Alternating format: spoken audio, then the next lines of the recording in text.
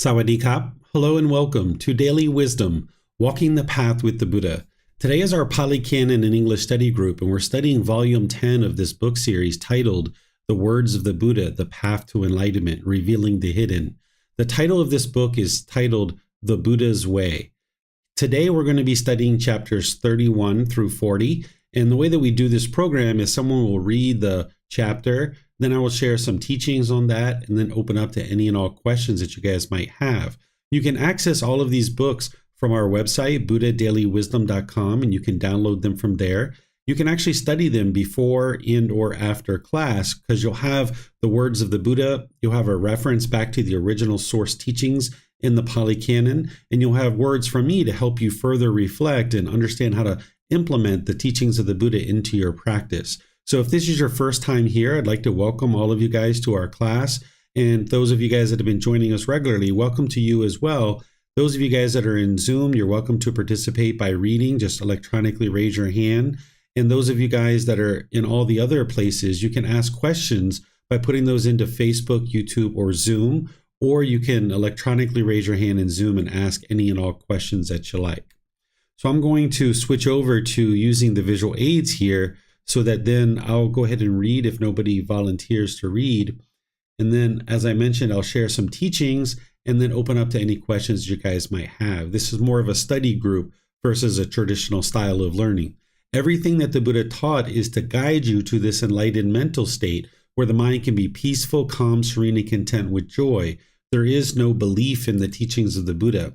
Instead, you're learning teachings, you're reflecting on them to independently verify them, and then you're practicing them. And that's what's transforming the mind and uprooting the pollution out of your mind.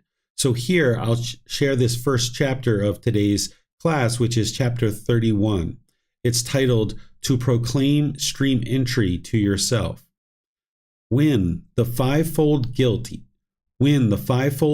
dread is eliminated in the noble disciple, and he is possessed of the four limbs of stream entry, and has well seen and well penetrated the noble discipline by wisdom, he may, if he so aspires, himself proclaim thus of himself: I am one who has cut off the doom of hell, of rebirth in the womb of an animal, in the realm of afflicted spirits. Cut off is the waste, the ill-born, the downfall.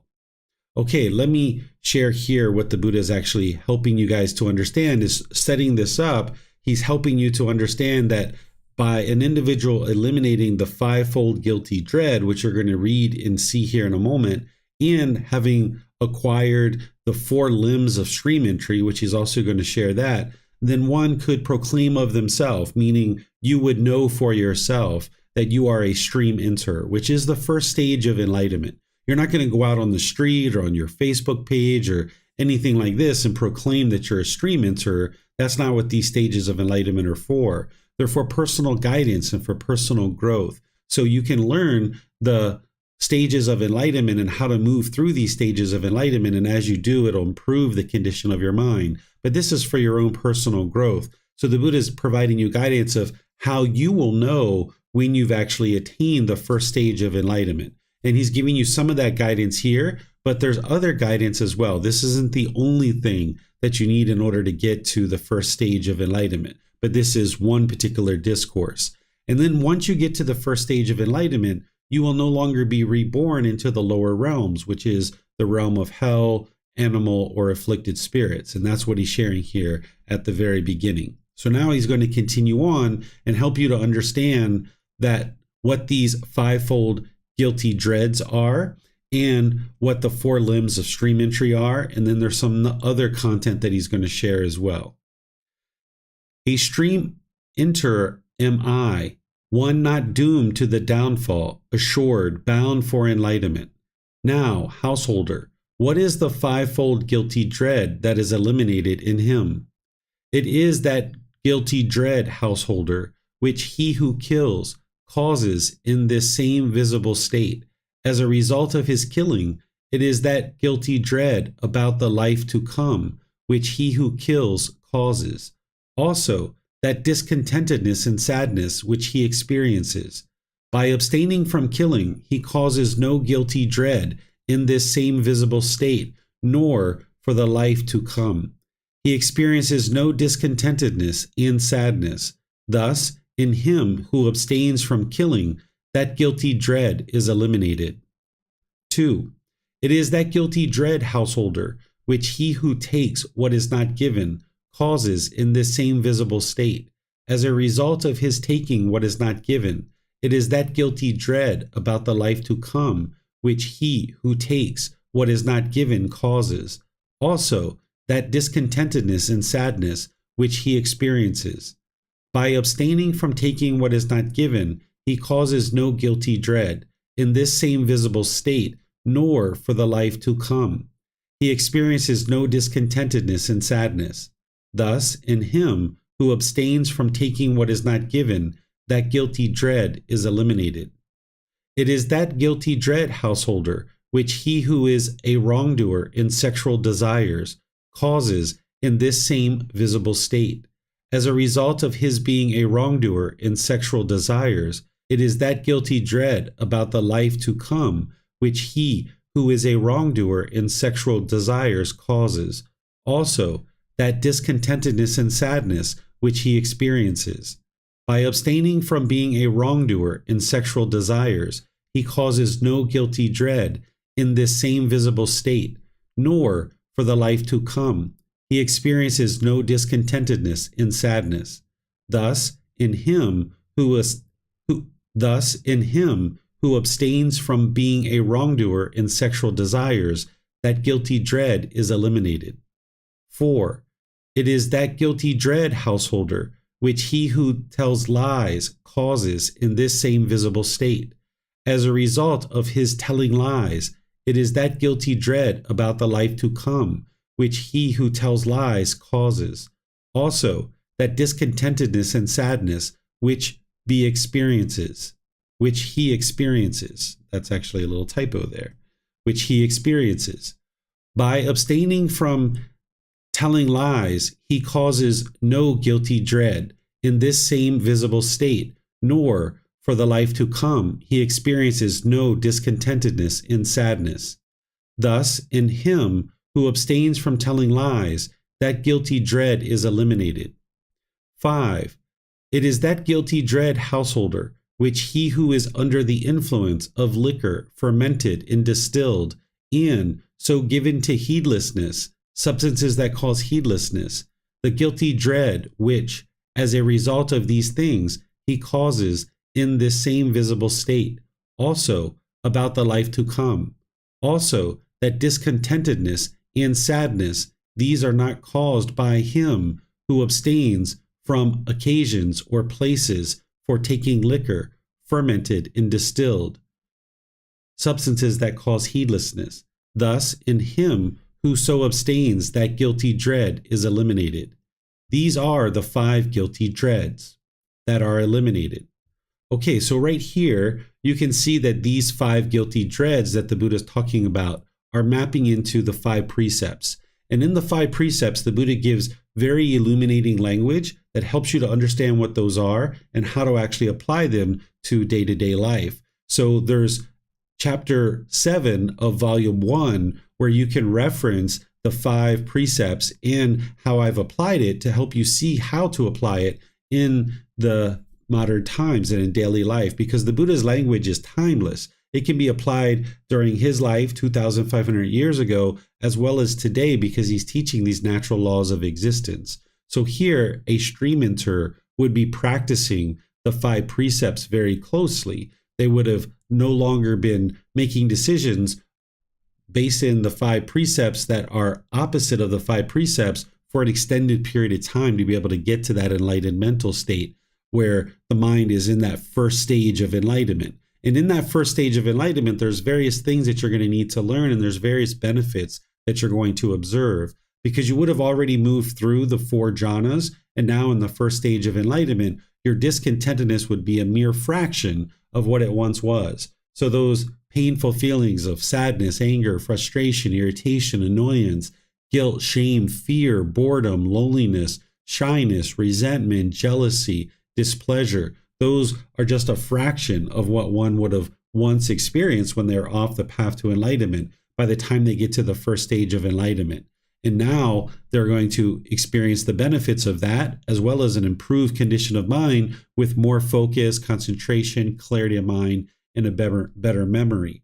The mind isn't actually enlightened yet, so there is still some discontentedness, but they're well on their way. And by the time someone gets to the first stage of enlightenment, their mind won't regress backwards from that point.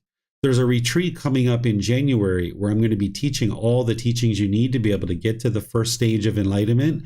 And this is part of those teachings, the 5 precepts. But I also teach this in other programs and classes and courses and retreats as well. So now there's more content here where the Buddha is going to move on to the 4 limbs of stream entry. These are the 5 guilty dreads that are eliminated. And of what 4 limbs of stream entry does he possess?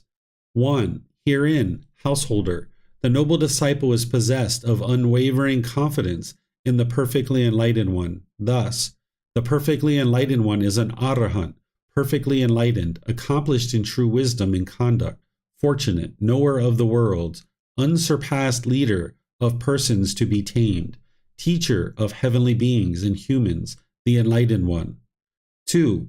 He is possessed of unwavering confidence in the teachings. Thus, the teachings are well expounded by the perfectly enlightened one, directly visible, immediate, inviting one to come and see, applicable, to be personally experienced by the wise. 3. He is possessed of unwavering confidence in the community. Thus, the community of the perfectly enlightened one's disciples is practicing the wholesome way, practicing the straight way, practicing the true way, practicing the proper way. That is, the 4 pairs of persons, the 8 types of individuals. This community of the perfectly enlightened one's disciples is worthy of gifts, worthy of hospitality, worthy of offerings, worthy of respectful salutation, the unsurpassed field of merit for the world. 4. He is possessed of the virtues, moral conduct, dear to the noble ones. In the virtues, moral conduct, dear to the noble ones, unbroken, untorn, unblemished, unblotched, liberating, praised by the wise, not misunderstood, and leading to concentration. These 4 limbs of stream entry he possesses. Okay, so these are 4 things that you see the Buddha talking about regularly as it relates to moving and making progress on the path. Here you've got the confidence in the Buddha, confidence in his teachings, confidence in in the community, and then also have developed a certain amount of moral conduct. In order to get to enlightenment, you're going to need these things, and you might develop those over a period of time. When you first come to the path to enlightenment, you might have doubt about the Buddha, his teachings, the community, and your moral conduct may not be going very well. You might be doing things in terms of wrong intention, wrong speech, or wrong action, wrong livelihood that you need to clean up. So by learning, reflecting, and practicing the teachings of the Buddha, you can see the gradual improvement to the condition of the mind, and more you'll see this confidence in the Buddha, confidence in his teachings, and confidence in the community come shining through, because you're starting to notice the improvement to the condition of the mind, that you realize, oh my goodness, this person taught something 2,500 years ago, and I'm independently verifying it now, and I can see that it's true, and it's improving the condition of the mind. And you can see his teachings, that they're absolutely leading to this improved condition of mind. And as you interact with the community of people, you can see the support and the encouragement along the path to be able to help you get to this improved mental state. So these are the 3 things that you would need, called the triple gem or the triple jewel, in order to really start making your way towards enlightenment, where you have confidence in the Buddha, you have access to his teachings, and you're part of a community. If you just had 1 or 2 of these things, you wouldn't actually be able to get to enlightenment. So if you had confidence in the Buddha, but you didn't have access to his teachings and you weren't part of a community, you wouldn't be able to get to enlightenment. Or if you just had access to his teachings, you wouldn't be able to get to enlightenment. Or if you were just part of a community, you wouldn't be able to get to enlightenment. Or even if you had just 2 of these things. So you need all 3 of them. You need confidence in the Buddha, confidence in the teachings, and confidence in the community. Or sometimes I refer to it as confidence in the Buddha, access to his teachings, and be part of an actual community. So this is the triple gem or the triple jewel, and this takes time for an individual to accumulate these things and then build the confidence in these things. And then as you're building the confidence in those, you're also learning the moral conduct. Mainly the 5 precepts is what's helping you with that, but you can also see that in the Eightfold Path, which really illuminates it even more because the 5 precepts are plugging into the Eightfold Path and giving you more detail around what it takes to improve your moral conduct. And by improving your moral conduct, what you're actually doing is learning the natural law of karma, of cause and effect, or action and result. You can see this causality or the results of your decisions, that as you gain this wisdom on the natural law, you're no longer confused, you're no longer misunderstanding, you're no longer having the unknowing of true reality, that you can see this clear delineation. You can see these clear natural laws of the natural law of karma, of how it affects every being, whether you're aware of it or not. And the more wisdom that you cultivate on this natural law of karma around moral conduct, you can improve your moral conduct, and then you'll see improvement in your personal and professional relationships because you're improving your intentions, your speech, your actions, your livelihood, and you'll start seeing that these personal professional relationships will really blossom because now you're functioning in a more and more wise way, in a wholesome way. And this is what a stream mentor is going to have improved. So here the Buddha goes on to share some other details about what a stream mentor would have already learned and understood in order to get to that first stage of enlightenment. And what in him is the noble disciple that is well seen and well penetrated by wisdom? Herein, householder, the noble disciple thus reflects, this being that is, by the arising of this that arises, this not being that is not, by the ending of this that comes to be eliminated.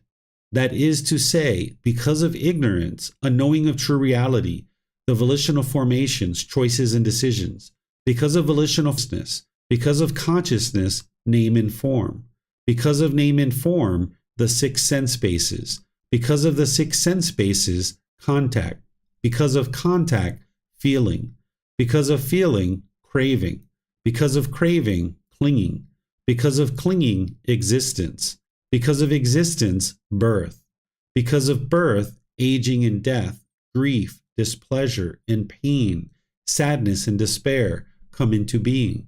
Thus is the arising of this whole mass of discontentedness. But with the diminishing and complete elimination without remainder of ignorance, a knowing of true reality, the ending of volitional formations, choices and decisions, with the ending of volitional formations, the ending of consciousness, with the ending of consciousness, the ending of name and form, with the ending of name and form, the ending of the 6 sense bases, with the ending of the 6 sense bases, the ending of contact, with the ending of contact, the ending of feeling, with the ending of feeling, the ending of craving, with the ending of craving, the ending of clinging, with the ending of clinging, the ending of existence, with the ending of existence, the ending of birth, with the ending of birth, aging and death, grief, displeasure and pain, sadness and despair are eliminated to become. Thus is the ending of this whole mass of discontentedness, and this for him is the noble discipline well seen, well penetrated by wisdom. Now, householder, for the noble disciple, these 5 guilty dreads are eliminated, and he is possessed of these 4 limbs of stream entry, and for him this noble discipline is well seen and well penetrated by wisdom. If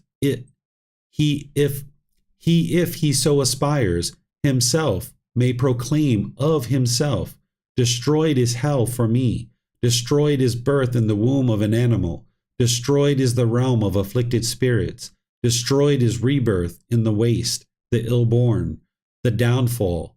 In hell, a stream enterer am I, one not doomed to the downfall, one assured, bound for enlightenment. Okay, so this last part here that the Buddha is talking about, which is something that you would have well seen and well penetrated by wisdom before you've attained the first stage of enlightenment, what he's referring to here is dependent origination. And we're going to be studying dependent origination as part of our class today. It's chapter 40.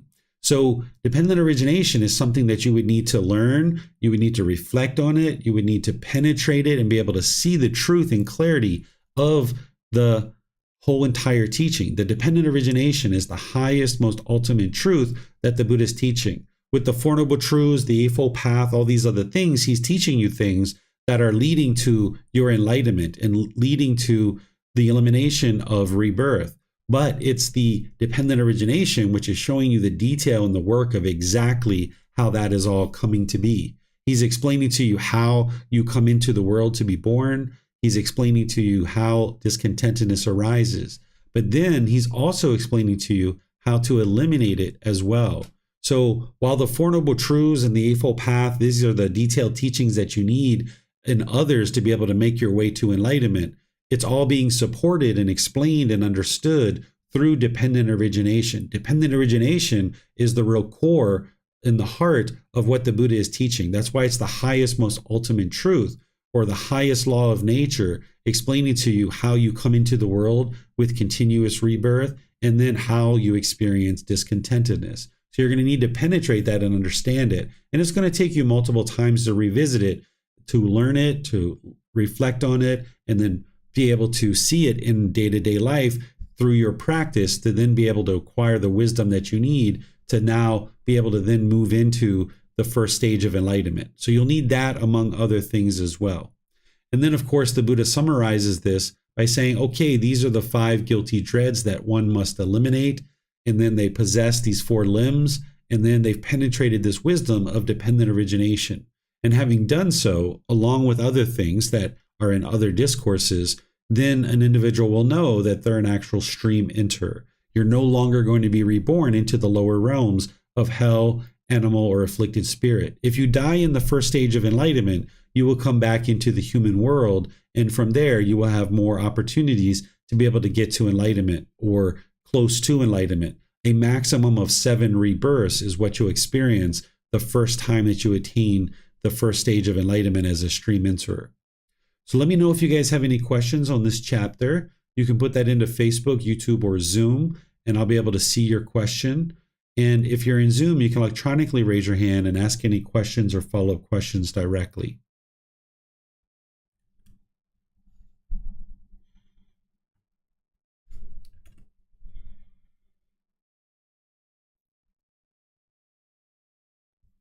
Okay, it looks like Mayuli has a question here. I have confidence in the Buddha, confidence in his teachings. I have confidence in you. Is that considered the community? Where I live, there is no community that practices the true words of the Buddha. That's great that you have confidence in those things, Mayuli. The community that the Buddha is talking about is the wider community, that you're part of this community. It's an online community. It's not a in-person community, because we're not all living in the same place. We're all over the world. It's an international community, and we meet here online. We meet at the temple here in Chiang Mai, and it's an international community. And if you had interactions with our community, you're going to see, at least what I see when I'm around community members, is nothing but love and kindness and compassion and politeness and respect and support and encouragement for each other. And that's what you'll see in a community of people who are helping each other to be able to get to enlightenment, helping in terms of supporting each other. You're not measuring and comparing. You're not judging each other. You're looking at each other fondly, and you're interested in seeing people get to enlightenment, because if members of our community are getting into the 4 stages of enlightenment and actually getting to enlightenment, this is really wonderful for our community, because the more people that are enlightened within our community, the better. So maybe you just haven't had enough experiences to interact with other members of the community to be able to develop that confidence. But it's great that you have confidence on these things. And now, as you come to Chiang Mai, as you meet online, as you interact with people through our online and in-person international community, perhaps you can start to develop confidence around the entire community.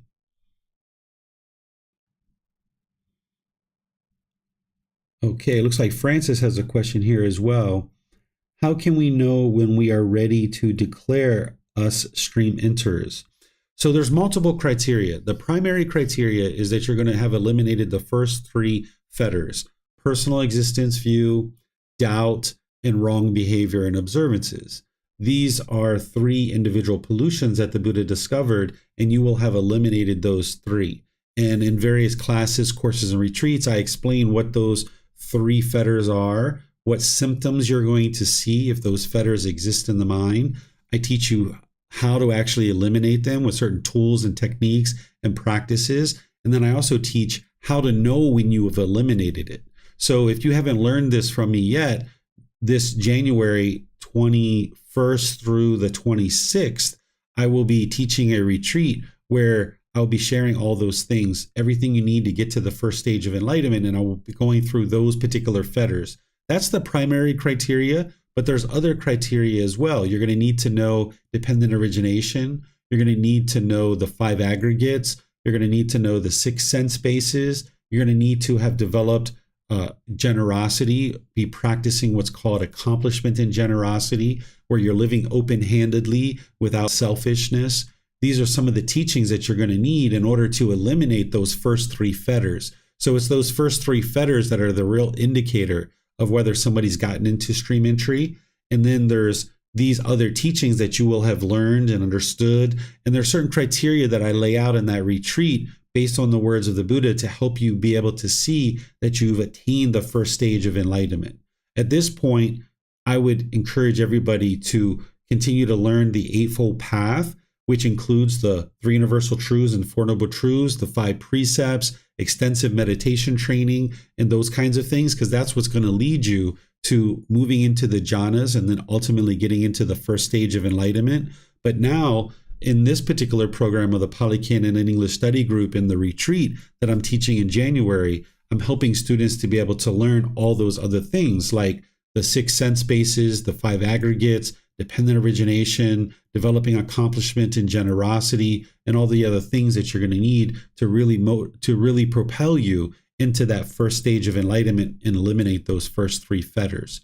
You will notice, in addition to these things, that the mind will have significantly reduced discontentedness. It'll be just a mere fraction of what you once experienced. And of course, as the Buddha is sharing here, you're going to be practicing the five precepts. You're going to have confidence in the Buddha, the teachings, the community. You're going to be practicing virtuous moral conduct and all these kinds of things.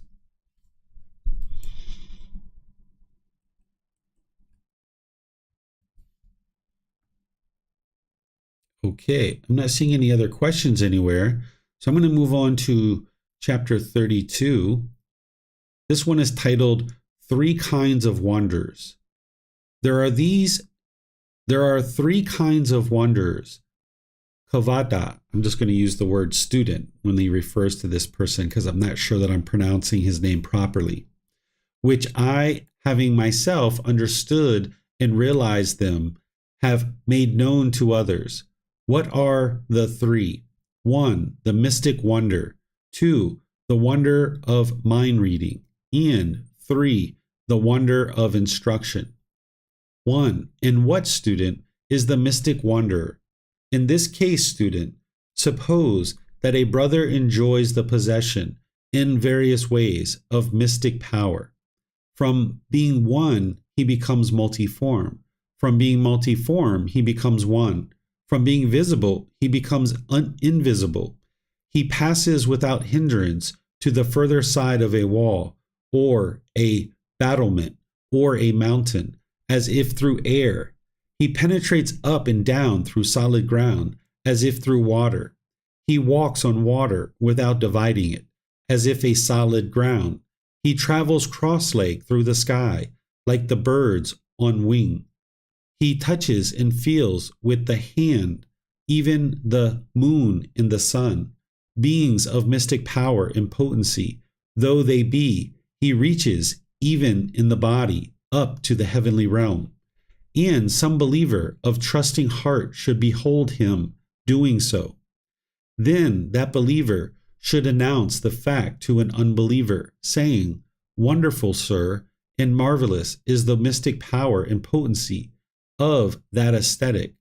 Then that unbeliever should say to him, "Well, sir, there is a certain charm called the Gandhara charm.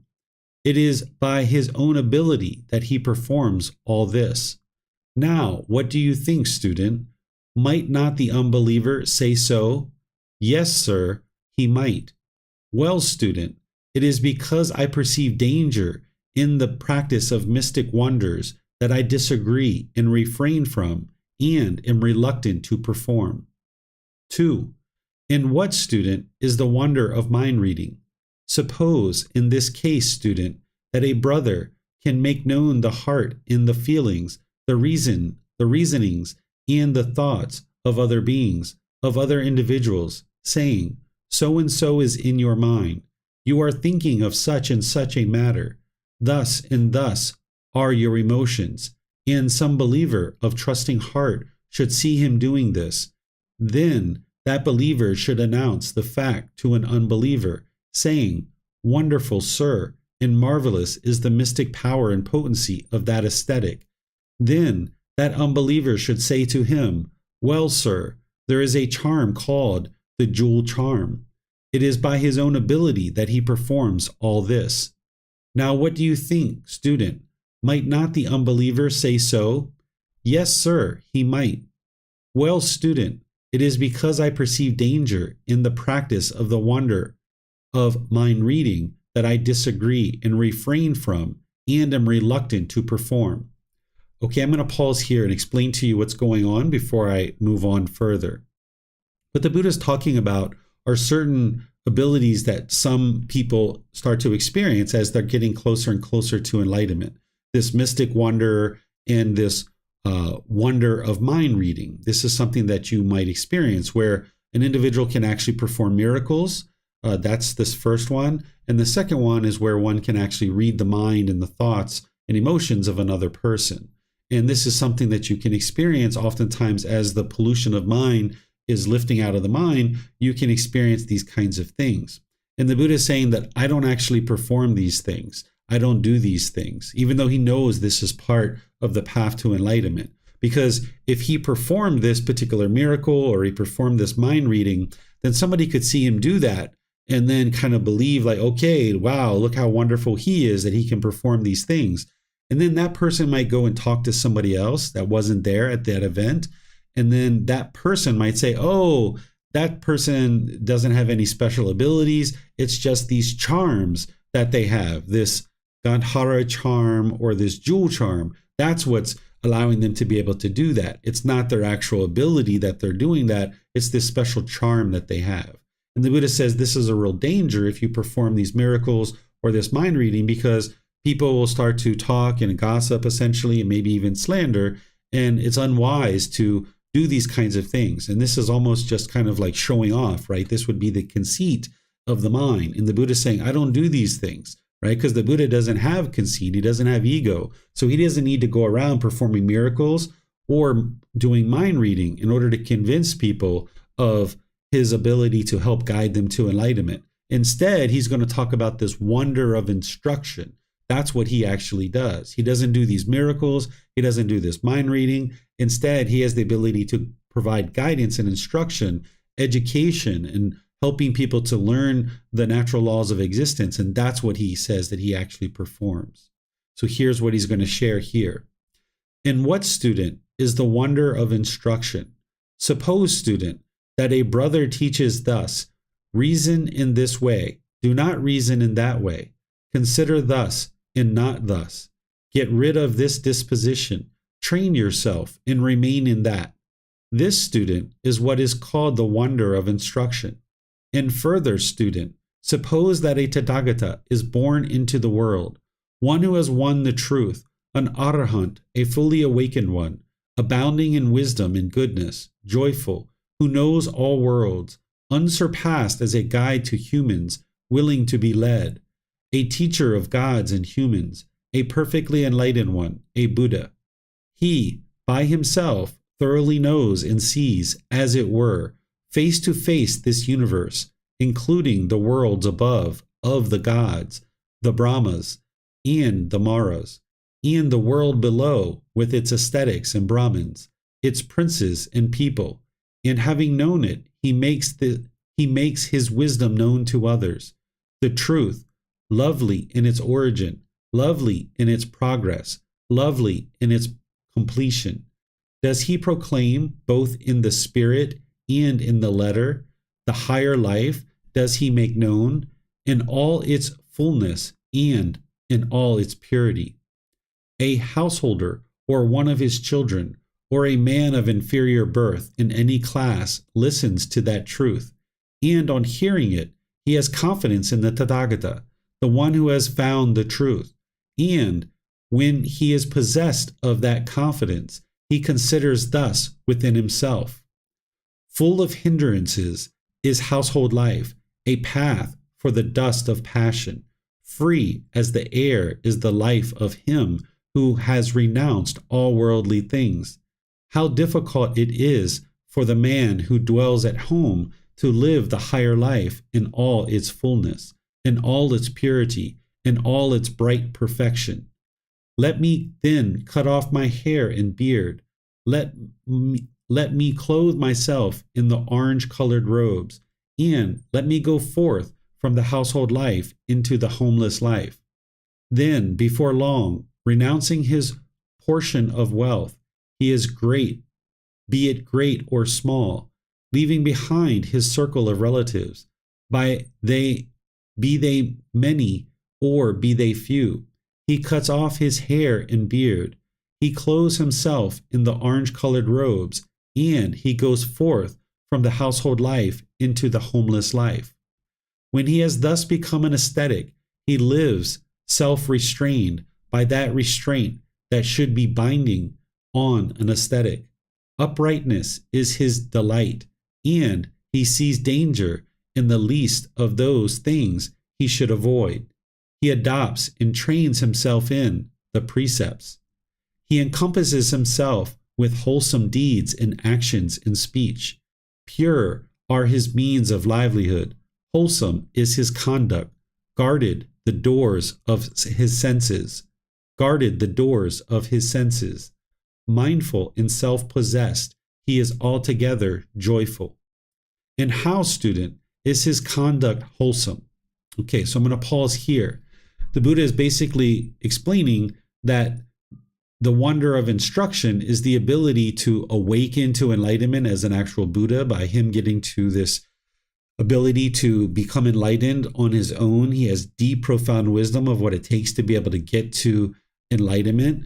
And that during that time, as he teaches about the world. He teaches about all these different realms and all these different people. He explains the holy life and how to live it to its purity and how to purify the mind. And then as he does so, there's individuals that hear him teaching and they understand his truth that he's sharing, and they decide to now become ordained and actually come learn with the Buddha. Because during the lifetime of the Buddha, as he's sharing here, it was very challenging to get to enlightenment as a household practitioner. Household practitioners were very busy and very occupied with things like carrying water and harvesting food, and just the basic necessities to sustain life were very challenging for a household practitioner. So they didn't have much time to learn and practice the teachings, including meditation, to be able to get to enlightenment. So oftentimes people would leave home. There were people who could get to enlightenment from the household life, but it wasn't as common as someone who would leave and go become ordained. Nowadays, the opportunity to get to enlightenment for a household practitioner is significantly improved because we've improved our ability to sustain our life with certain water systems, electrical systems, certain appliances that do things for us that make it so much easier for us to provide our basic necessities, and that provides us a lot of time to then be able to learn and practice the teachings. So much so that people are actually filling up their time with unbeneficial things that are taking them away from potentially learning and practicing the teachings. So the Buddha is talking about someone who's leaving home to learn and be able to get to enlightenment. And then ultimately, they develop their speech and their actions. They develop their livelihood, and they're guarding their mind. They're guarding the sense spaces with mindfulness. And then the joyfulness starts to come through, and the mind starting to get closer and closer to enlightenment as these qualities of enlightenment are shining through. So now he goes on to talk about this moral conduct that one would develop on their journey to enlightenment. And how, student, Is his conduct wholesome? In this, student, that the monk, putting away the killing of living beings, abandoning the destruction of life, the stick and the sword he has laid aside, and reluctant to roughness, and full of mercy, he resides compassionate and kind to all creatures that have life. Student, this is called the wonder of instruction. With his mind thus serene, made pure, translucent, cultured, free of evil, flexible, ready to act, firm and imperturbable, unable to be upset or excited, calm, serene, he directs and bends down his mind to the wisdom of the destruction of the deadly floods. He knows as it really is, this is discontentedness. He knows as it really is, this is the cause of discontentedness. He knows as it really is, this is the elimination of discontentedness.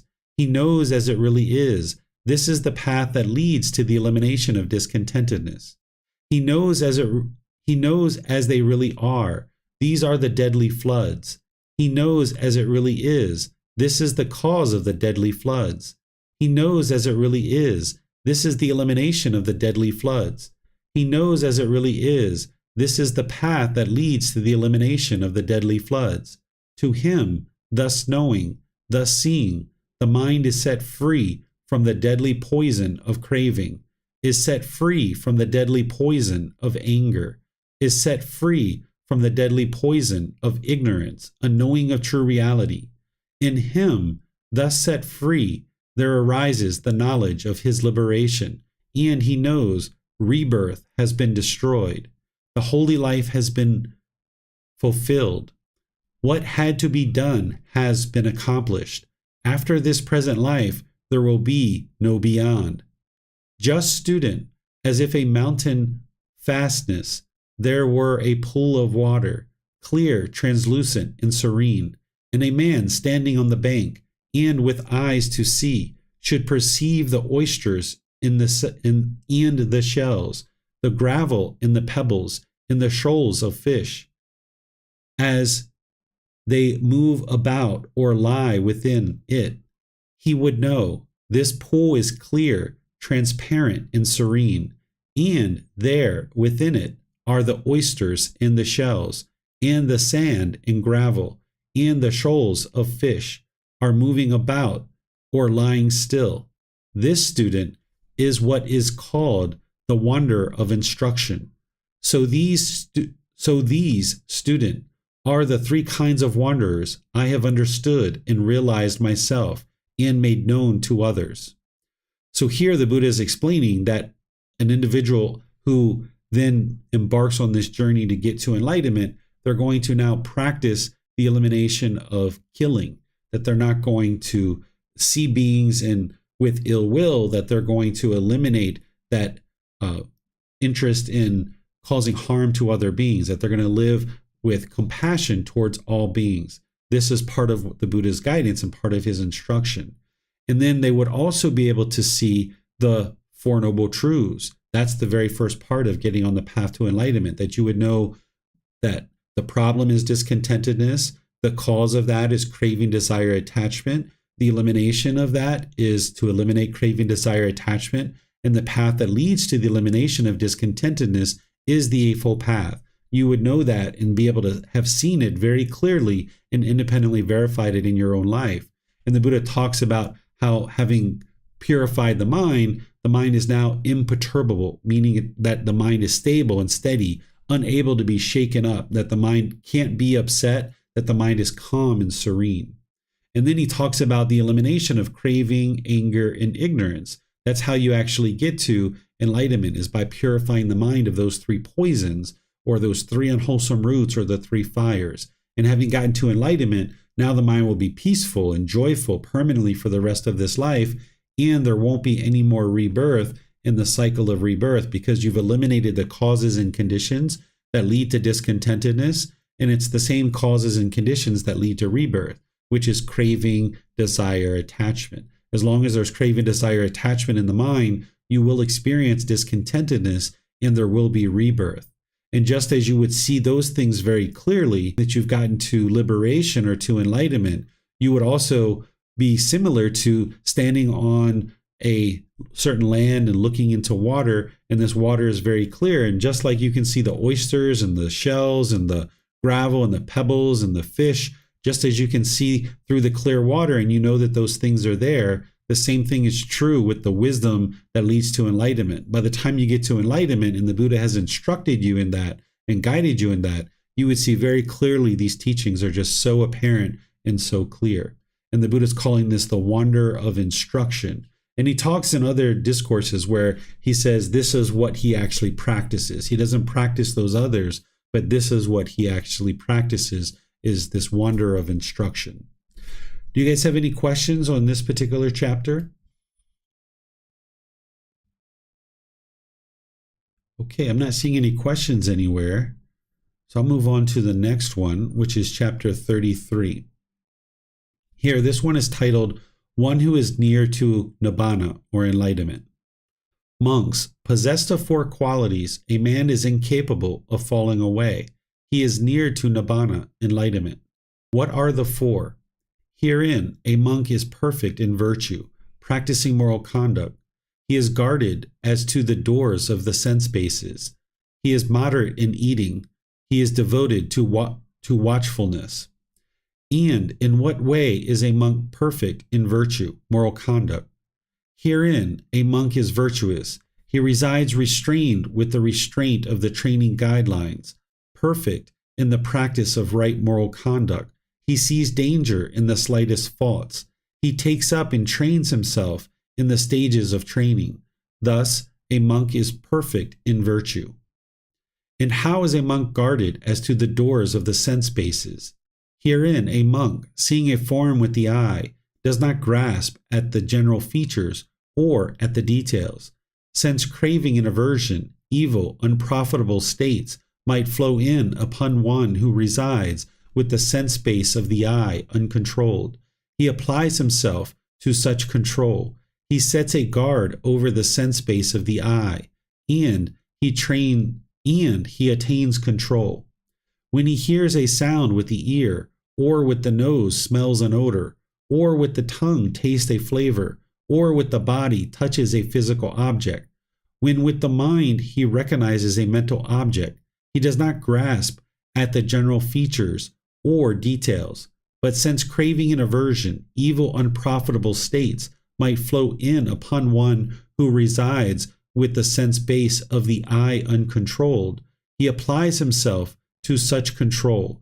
He sets a guard over the sense base of the ear, nose, tongue, body, and mind, and attains control. That is how a monk has the doors of the sense bases guarded.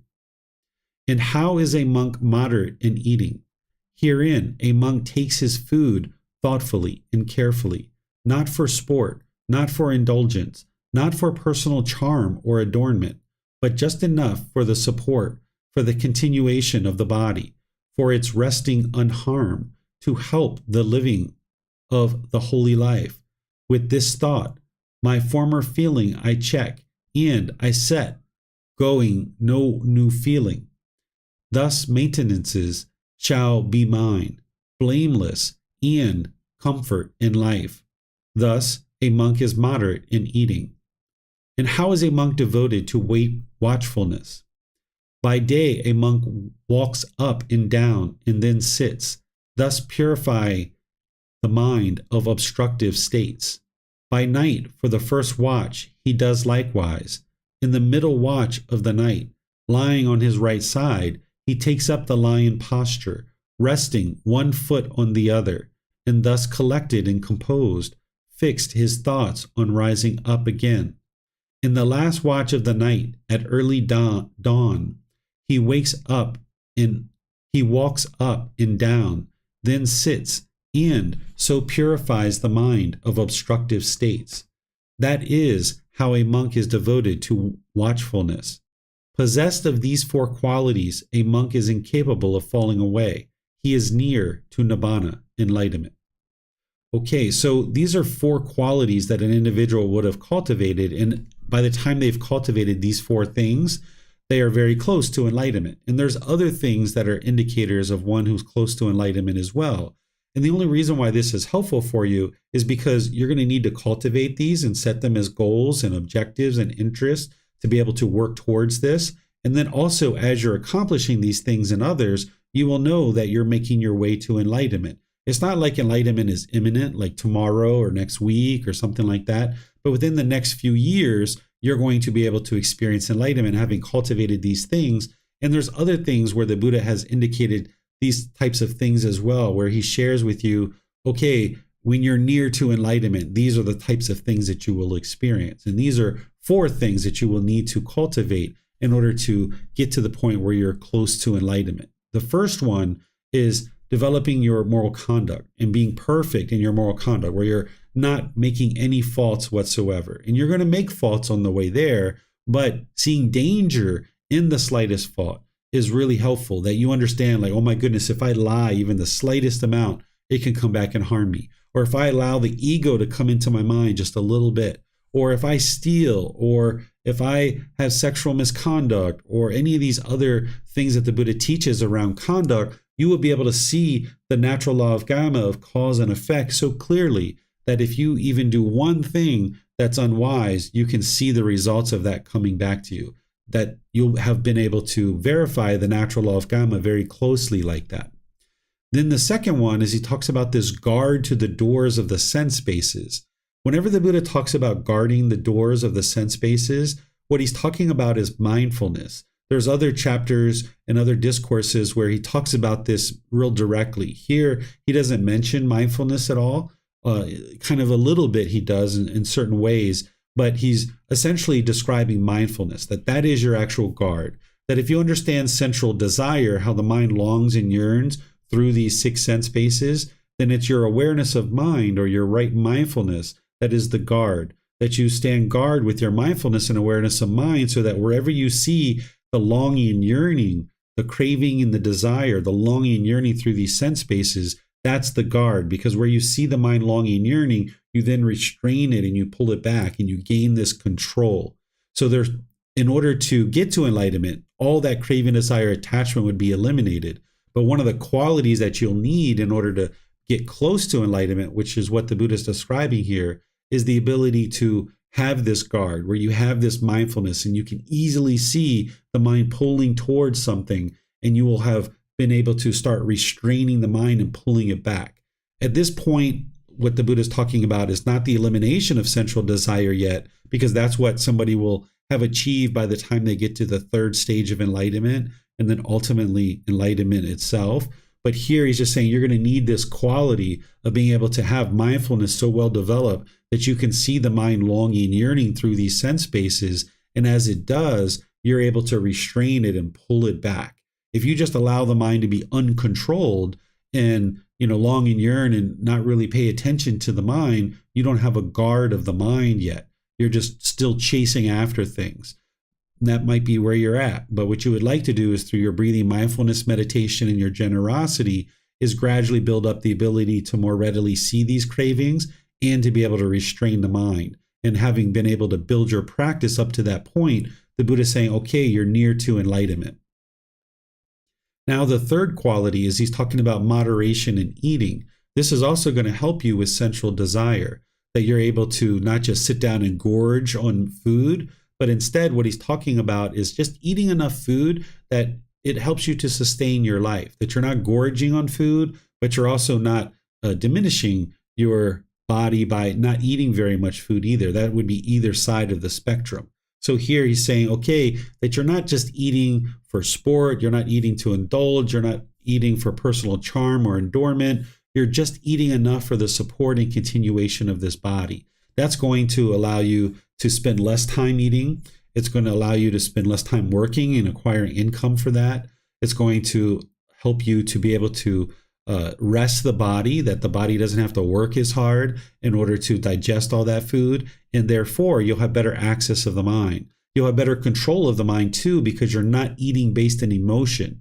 Sometimes when people get sad or angry or frustrated or irritated, you might turn to some kind of food in order to get those pleasant feelings. Because in the untrained mind, when you have craving, desire, attachment in the mind, if you get what you want, you get pleasant feelings. But if you don't get what you want, you get painful feelings. And when you're in those painful feelings, the untrained mind, the only way it knows how to get back to something that is somewhat comfortable is to crave something and now chase after that thing to be able to get back to pleasant feelings. But as long as you keep allowing your mind to do that, you're going to keep experiencing these cravings over and over and over again. So if you can throttle back on the food and eat in moderation and not eat based on emotion, now when your mind is in those discontent feelings of sadness, anger, frustration, and others, those painful feelings, rather than allowing the mind to crave and then get back to the conditioned pleasant feelings based on food, instead look inward and see, why is it that you're experiencing those sad,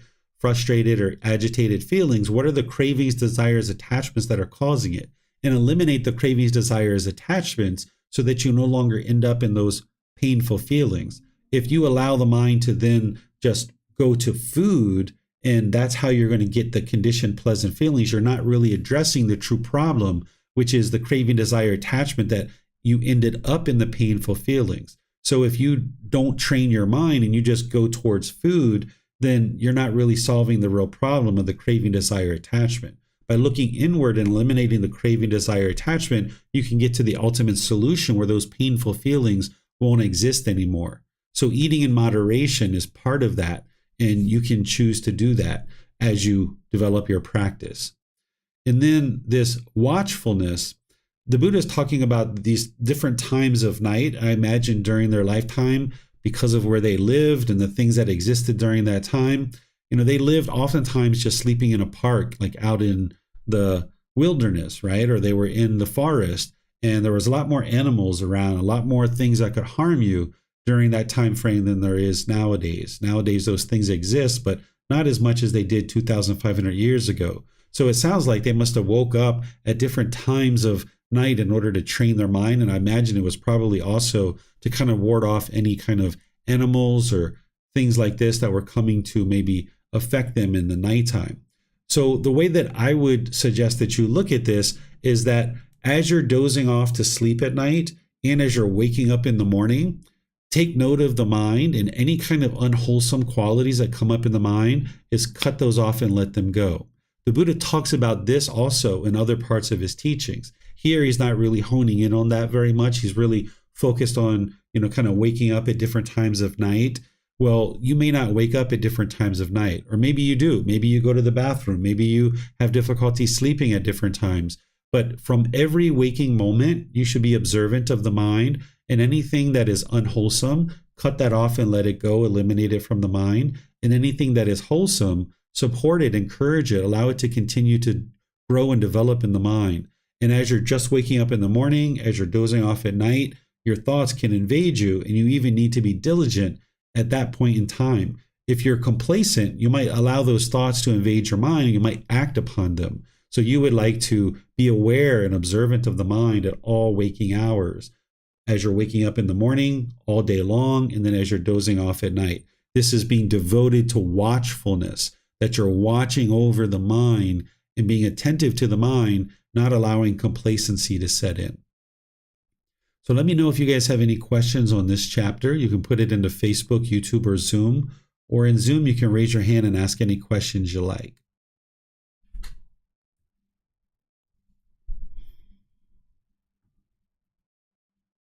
Okay, I'm not seeing any questions anywhere. So let's move on to the next chapter. This is chapter 34. This one is titled The Supreme Development of the Sense Bases. Now, Ananda, how is there the supreme development of the sense bases in the Noble One's discipline? Here, Ananda, when a monk sees a form with the eye, there arises in him what is agreeable. There arises what is disagreeable. There arises what is both agreeable and disagreeable. He understands thus, there has arisen in me what is agreeable. There has arisen what is disagreeable. There has arisen what is both agreeable and disagreeable. But that is conditioned, clear, dependently arisen. This is peaceful. This is superb. That is equanimity. The agreeable that arose, the disagreeable that arose, and the both agreeable and disagreeable that arose are eliminated in him, and equanimity is established. Okay, let me explain what the Buddha is describing here. When you have craving, desire, attachment in the mind, you're going to see some things as agreeable, and you're going to see some things as disagreeable.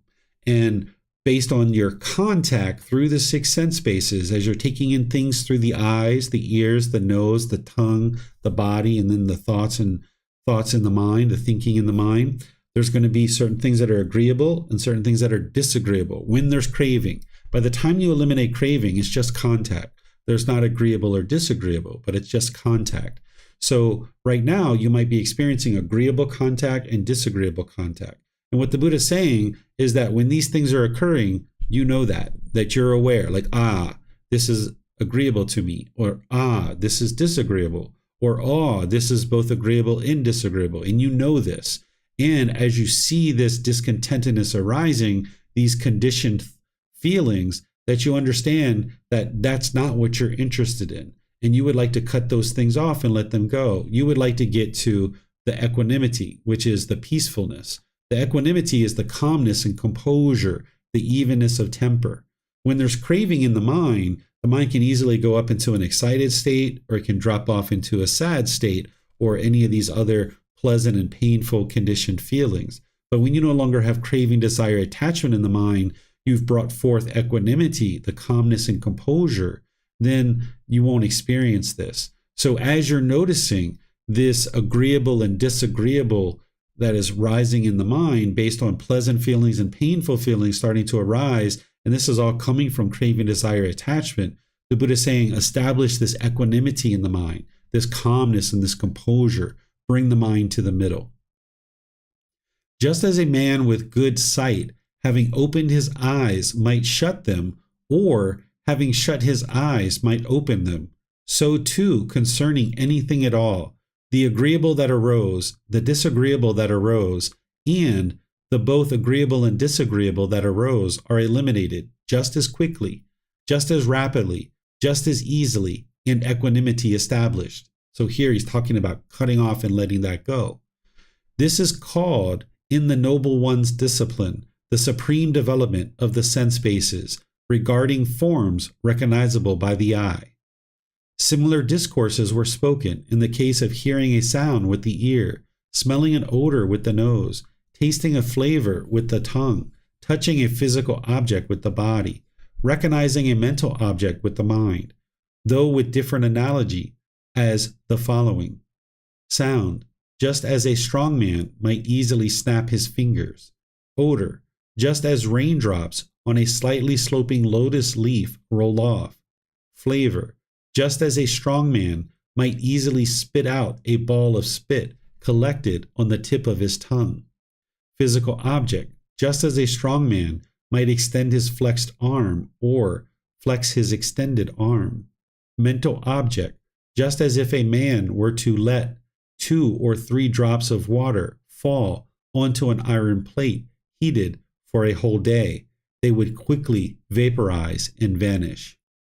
So this is the whole way of gaining this ability to watch over the mind with mindfulness, to watch over these sense spaces, that wherever you see the mind longing, yearning, there's going to be agreeable contact and disagreeable contact. And you knowing what that is, that's going to help indicate for you what your cravings, desires, attachments are. Tomorrow, Sunday, in the group learning program, I'm going to teach you how to identify your cravings. This is a big part of it. Being able to observe and notice that, this is agreeable to me. I get so excited when I get this particular thing, or this particular thing happens. I get excited. But when these things occur, I get sad or frustrated or agitated. That's the discontentedness that is arising, that is indicating to you what are your cravings, desires, attachments. You're going to need to be able to identify them. And that's essentially what the Buddha is talking about here. Because then when you identify them, you can actually restrain the mind and cut it off and let it go, training the mind to no longer long and yearn and crave after those things.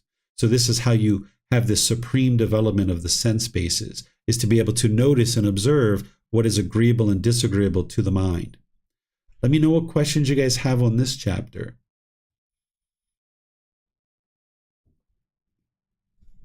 Okay, looks like Mayuli is asking a question here. Is there a fine line between cutting off thoughts and suppressing a feeling? To me, it's not. Oftentimes when people hear about this, they think it is suppressing a feeling because you're cutting off and letting go.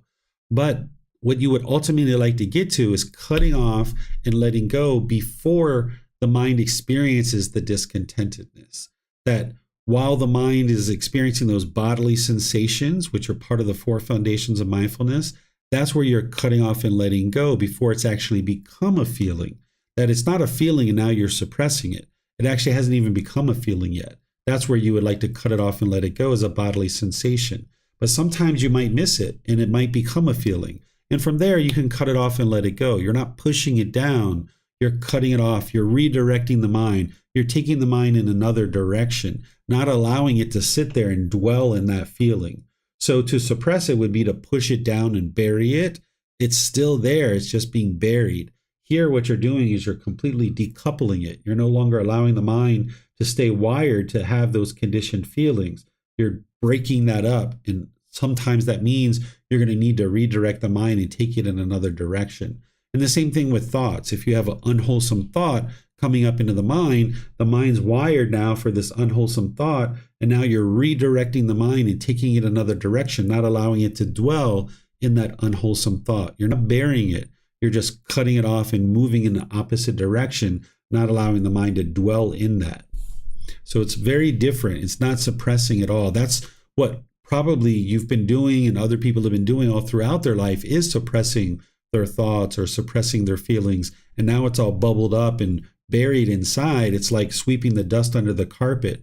Now what you're doing on the path to enlightenment is you're taking the carpet back and the dust is flying around. And this is where you might choke a little bit. You might feel sad. You might feel miserable sometimes when you're doing some of the work on the path to enlightenment. But now you're clearing this dust out of the house so that it can no longer choke you, so you can no longer experience those discontent feelings. You're eliminating the causes and conditions that are causing it. So then these discontent feelings will no longer arise. Okay, I'm not seeing any other questions anywhere. So I'm going to move on to the next chapter, which is chapter 35. This one is titled, Need Not to Know How Much Fetters Were Worn Away. Monks, just as a carpenter or a carpenter's apprentice inspecting the handle of a adze, I think that's how you pronounce it. This is a digging tool with a wooden handle, sees thereon the marks of his fingers and thumb, nor knows how much of the handle was worn away that day, nor the previous day, nor at any time, yet knows just when the wearing away has reached the end of wearing away. Even so, monks, a monk intent upon making, become known not to what extent the fetters were worn away that day, nor the previous day, nor at any time, yet knows just when the wearing away has reached the end of wearing away. So what the Buddha is talking about here is if you were digging with a tool that has a wooden handle, each day you're wearing away the wood on this wooden handle. And you're not going to know how much wood you wear away from that wooden handle every single day, but you're wearing it away each day. You're just not going to know how much you're wearing away each day. But when this handle is completely done and worn out and you need to replace the handle, you're going to know that. So you're not going to know each time, each day, how much wood you wear away. But when it's completely exhausted and you need to replace it, you're going to know that. And the Buddha is saying the same thing about the fetters or the taints or the pollutions, these defilements, that the tools and techniques that he's providing you, you're not going to know how much of ill will or conceit or doubt or any of these other fetters. You're not going to know how much of them you're wearing away each individual day. But when they're completely gone and out of the mind, you'll know that.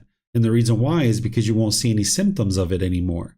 So if you take something like ill will, for example, which is like anger, hatred, ill will, bitterness, frustration, agitation, annoyance, even dislike towards other beings. When you no longer have that in your mind, where it's been 1 year, 2 years, 3 years, you haven't been angry, you haven't been frustrated, you haven't been irritated, you don't even have the slightest dislike for another being, you'll know that because you know what it feels like to have hatred. You know what it feels like to be angry and bitter and harsh, because we've all done that at times in our past. But when you're gradually training your mind each day, you're not going to know how much you're wearing away with loving kindness meditation and practicing loving kindness, for example. But when it's completely gone and it's been 1 year, 2 years, 3 years, there's no anger or other lesser versions arising, you'll know that it's been completely exhausted. So all these fetters are the same thing, that you need to be dedicated, diligent, determined to work on this path, to do the work of meditation and the Eightfold Path and everything else. And that's why that confidence in the Buddha, the teachings, and his community are so important. Because as you're down in the trenches and you're working and doing some of this work with meditation and some of the other tools and techniques, it can feel like a real struggle sometimes. But if you have confidence in the Buddha, the teachings, and the community, and you're doing this work on the path to enlightenment, you know that it's only a matter of time that before you get to enlightenment. If you stay dedicated, determined, and diligent on the path, you're not going to know each day how much you wore away of these fetters. But when they're completely gone, you'll know that. Not only will you notice that there's no more symptoms of a particular fetter, but you'll notice the focus, the concentration, the clarity of mind, the deep memory. You'll notice your personal professional relationships improving. You'll notice that the mind is in a good mood. You'll notice that your personal professional relationships are improving around you. These are all indications that you're headed in the right direction. So you'll notice these things, but each day you're not going to know how much of the fetter you've worn away. So that's why you need that confidence to be able to stay dedicated and diligent on the path to enlightenment. So let me know what questions you guys have here. Again, you can put that into Facebook, YouTube, or Zoom. Or in Zoom, you can raise your hand electronically and I'll see that and you'll be able to ask your question.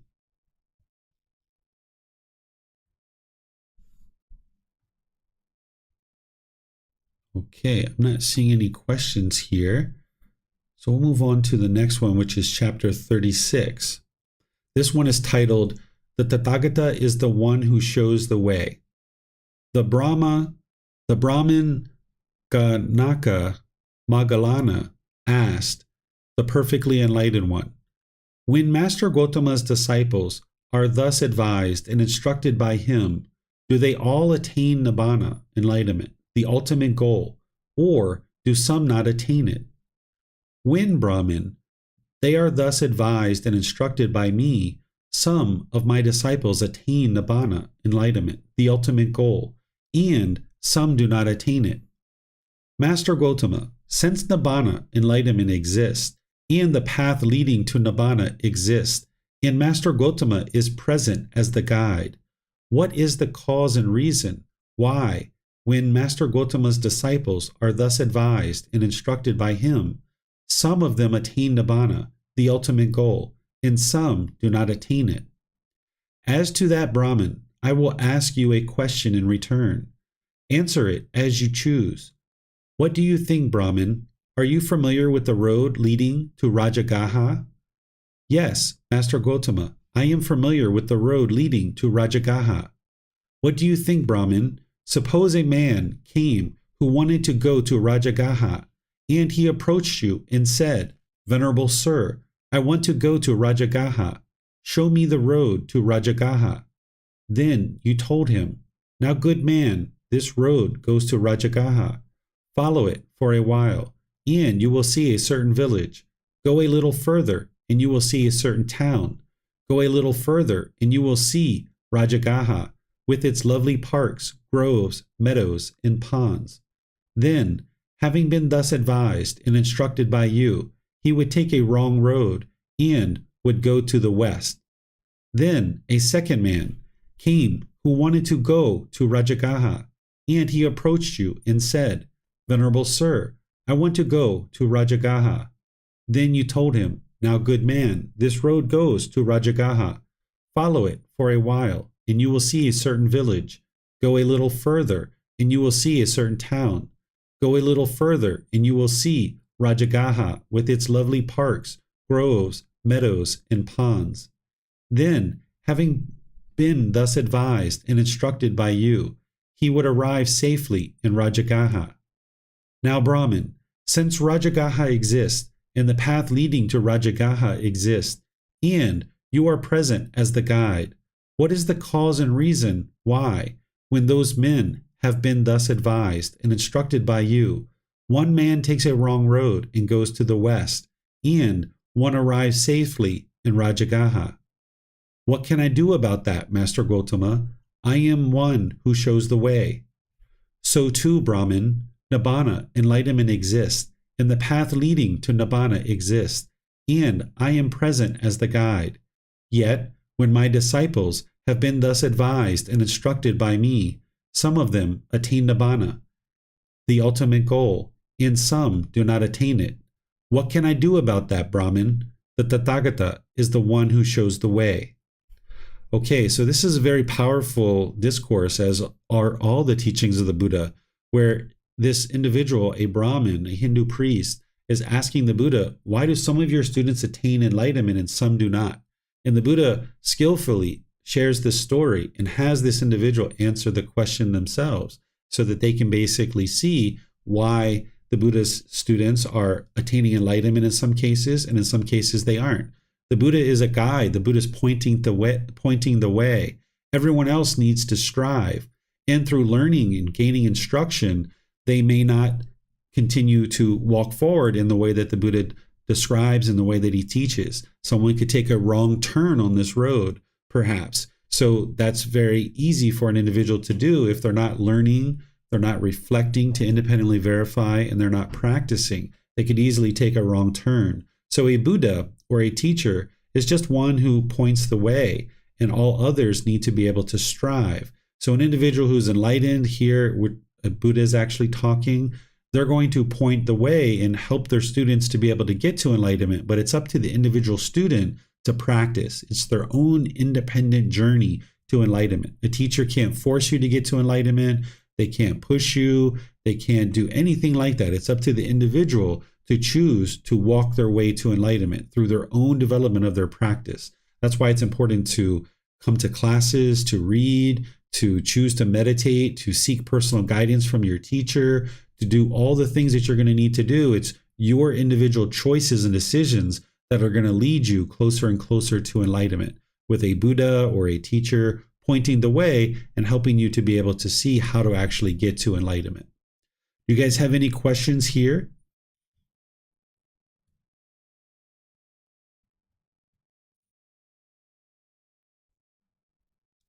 Okay, I'm not seeing any questions anywhere. So I will move on to the next chapter, which is chapter 37. Here, this one's titled, Cause and Reason Why Some Beings Do Not Attain Nibbana in This Very Life. Venerable Sir, what is the cause and reason why some beings here do not attain Nibbana, enlightenment, in this very life? There are, ruler of the heavenly beings, forms recognizable by the eye that are desirable, lovely, agreeable, pleasing, sensually enticing, tempting. If a monk seeks excitement, pleasant feelings in them, welcomes them, and remains holding to them, his consciousness becomes dependent upon them and clings to them. A monk with clinging does not attain Nibbana, enlightenment. In the case of sounds recognizable by the ear, odors recognizable by the nose, flavors recognizable by the tongue, physical objects recognizable by the body, mental objects recognizable by the mind, the discourses are similar to that of forms recognizable by the eye. This is the cause and reason, ruler of the heavenly beings, while some beings here do not attain Nibbana, enlightenment, in this very life.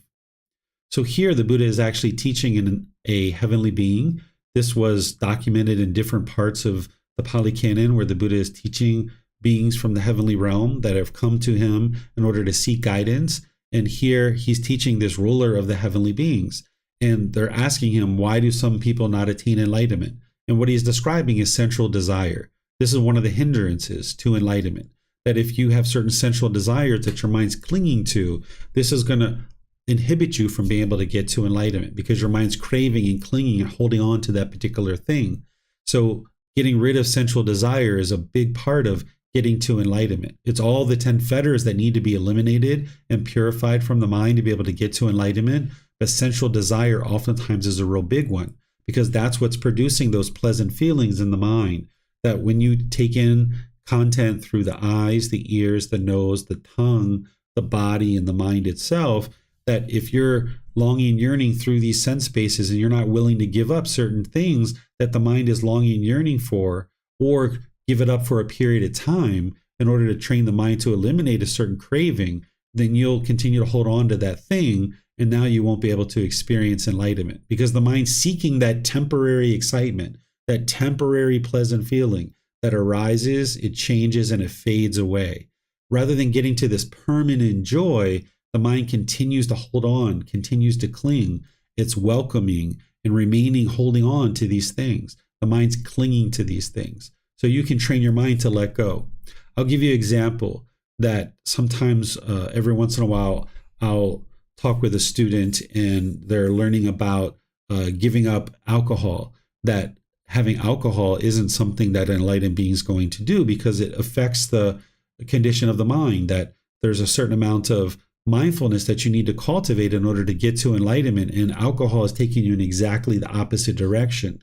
Well, sometimes people are like, oh, can't I just drink a glass of wine, every week or once a month? There's this flavor of the wine that the mind is longing, yearning for, and then there's that alcohol content with it. They're not understanding that the ultimate goal of putting liquid into the body is to hydrate the body. It's not to please the tongue and please the mind. And as long as the mind's longing, yearning, and craving for this thing of something like wine, then it can't let go of that thing. And if it has it, it feels pleasant feelings, it feels excited. But if it doesn't have that wine, then the mind feels agitated or annoyed or irritated. And the mind's not willing to let that go, or at that particular time when they might be talking with me. So it's up to each individual student to decide for themselves. A teacher nor a Buddha is going to try to force or control anybody to do anything. You can't force anyone to get to enlightenment. Each individual needs to decide on themselves that they're interested and willing to do the work to be able to get to enlightenment. But if there are certain central desires that the mind is clinging to and holding on to, then it's going to hinder you from being able to do the work to eliminate those cravings, overcome that central desire, and get to the point where the mind's peaceful and joyful permanently for the rest of this life. What questions do you guys have on this chapter?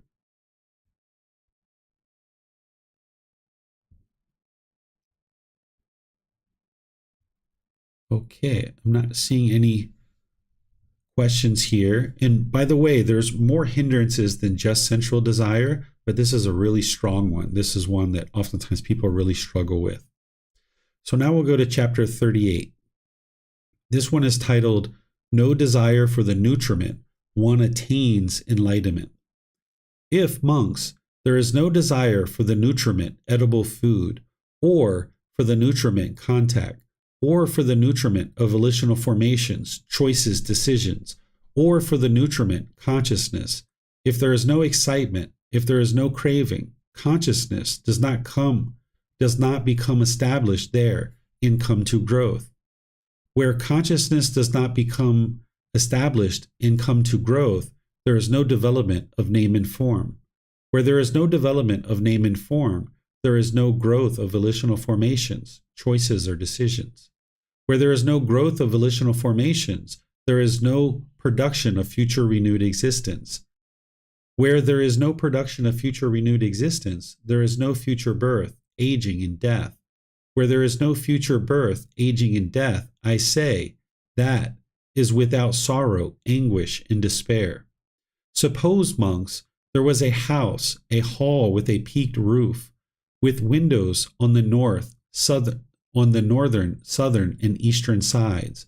When the sun rises and a beam of light enters through a window, where would it become established? On the western wall, venerable sir.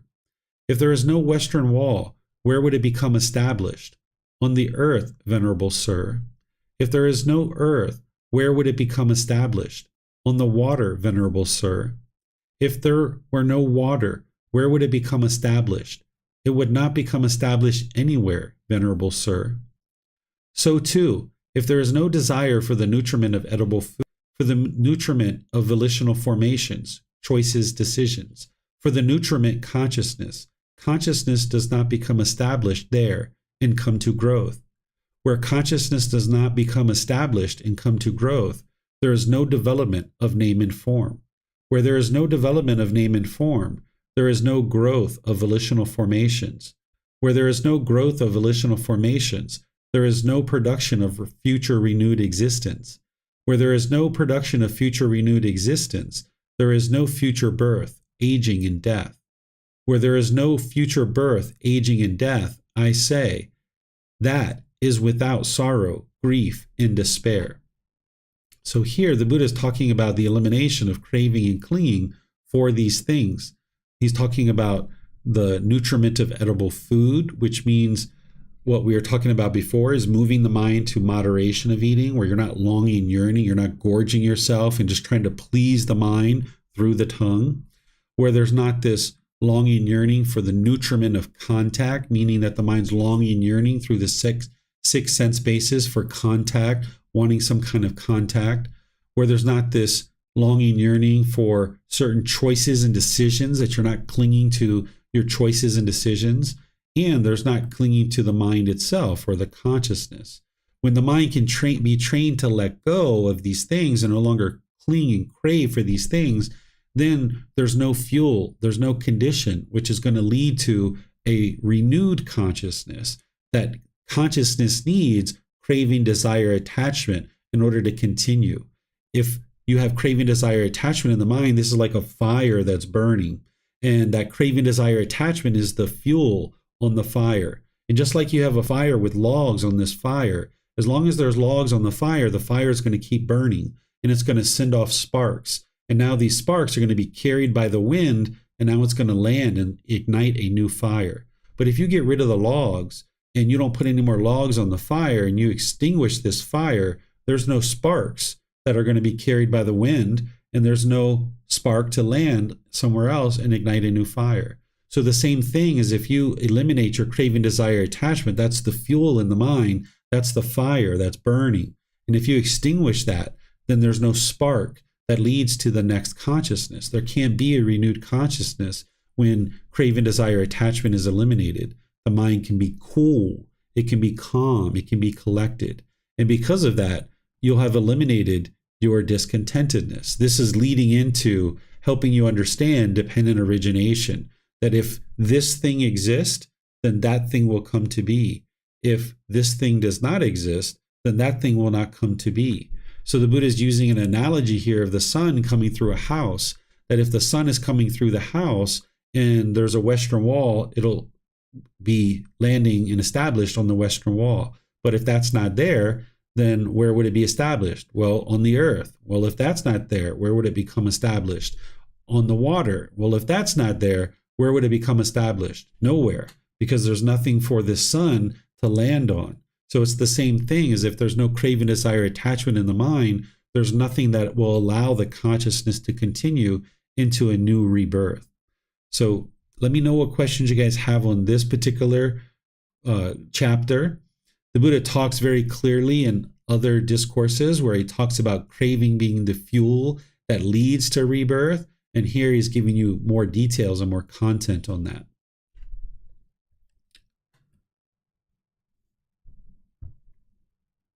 Okay, I'm not seeing any questions anywhere. So I will keep going into the next chapter, which is chapter 36. This is dependent origination in very short order. This is like just kind of a lead in to help you start understanding dependent origination from a very basic or summary view. But then the next chapter is going to be the detail of dependent origination. So let me read this for you, and then I'll help you understand how to use this to be able to understand the detail of dependent origination. When this exists, that comes to be.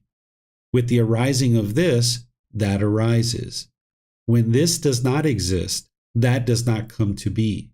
With the elimination of this, that ceases. So the Buddha is showing you this cause and effect, or this action and result, this causality, that when this exists, this comes to be. With the arising of this, that arises. And then conversely, when this does not exist, then this does not come to be. Or with the elimination of this, this thing ceases.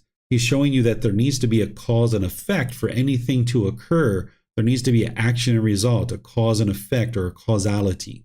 So for example, by you choosing to learn English, you can now read and write English.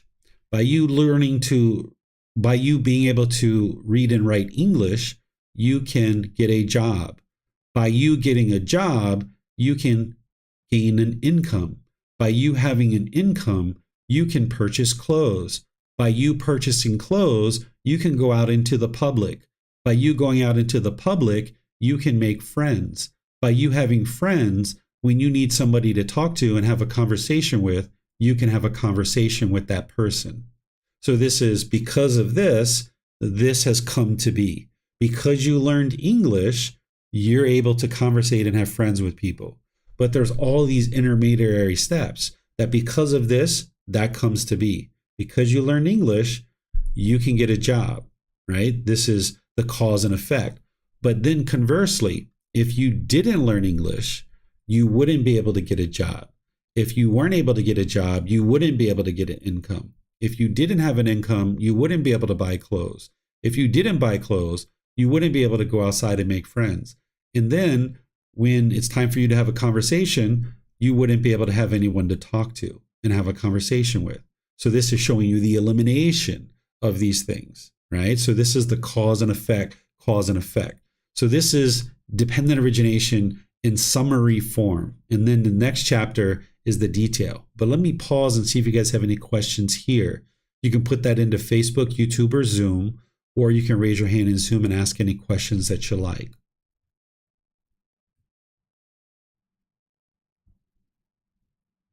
Okay, not seeing any questions yet. So I'm going to move on now to the detail of dependent origination. Here, this is chapter 40 in volume 10. Dependent origination as the law of nature. Monks, with ignorance, a knowing of true reality as condition, volitional formations, choices, decisions, come to be. With volitional formations as condition, consciousness. With consciousness as condition, name and form. With name and form as condition, the six sense bases. With the six sense bases as condition, contact. With contact as condition, feeling. With feeling as condition, craving. With craving as condition, clinging. With clinging as condition, existence. With existence as condition, birth. With birth as condition, aging and death, sorrow, grief, pain, displeasure, and despair come to be. Such is the cause of this whole mass of discontentedness. Okay, I'm going to pause there. I'm just going to show you that below this, the Buddha is going into detail about each individual condition of explaining what that is. He's explaining to you aging and death, birth, existence, clinging, craving, feeling, contact, so forth and so on. He's explaining all these to you so that you understand what that is. And then he's explaining to you how one condition leads to the next, leads to the next, leads to the next. With the arising of ignorance, there is the arising of volitional formations. With the elimination of ignorance, there is the elimination of volitional formations. Just this noble eightfold path is the way leading to the elimination of volitional formations. That is, right view, right intention, right speech, right action, right livelihood, right effort, right mindfulness, and right concentration. When monks, a noble disciple, thus understands the condition, thus understands the cause of the condition, thus understands the elimination of the condition, thus understands the way leading to the elimination of the condition, he is called a noble disciple who is accomplished in view, who is accomplished in vision, who has arrived at these two true teachings, who sees these true teachings, who possesses a trainee's wisdom, who possesses a trainee's true wisdom, who has entered the stream of the teachings, a noble one, with penetrative wisdom, one who stands squarely before the door to the deathless. This is enlightenment itself. Okay?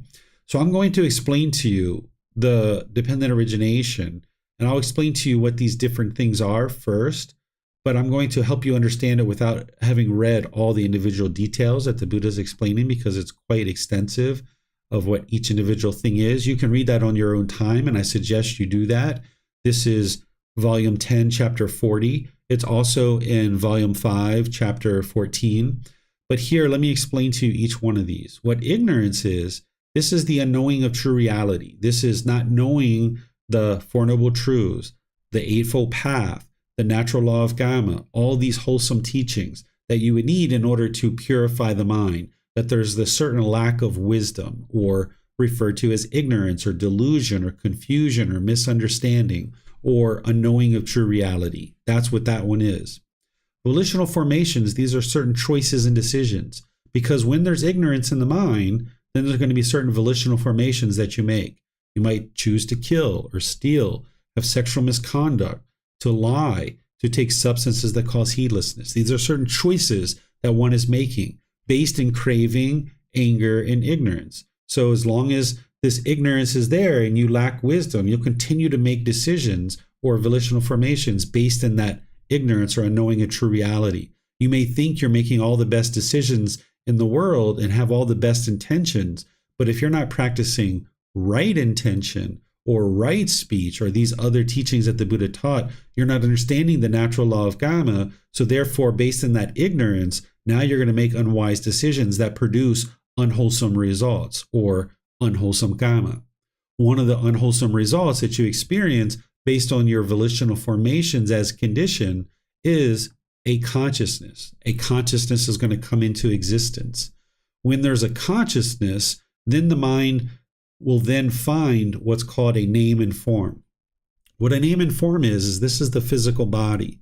This is the mind now entering into the womb, in our case, as a human being, into our mother, into a female, now coming together with this physical body. The Buddha describes name and form. You can see it in this particular discourse where he describes it, and he's using the four great elements of earth, water, wind, and fire. That's how they described the physical body back then.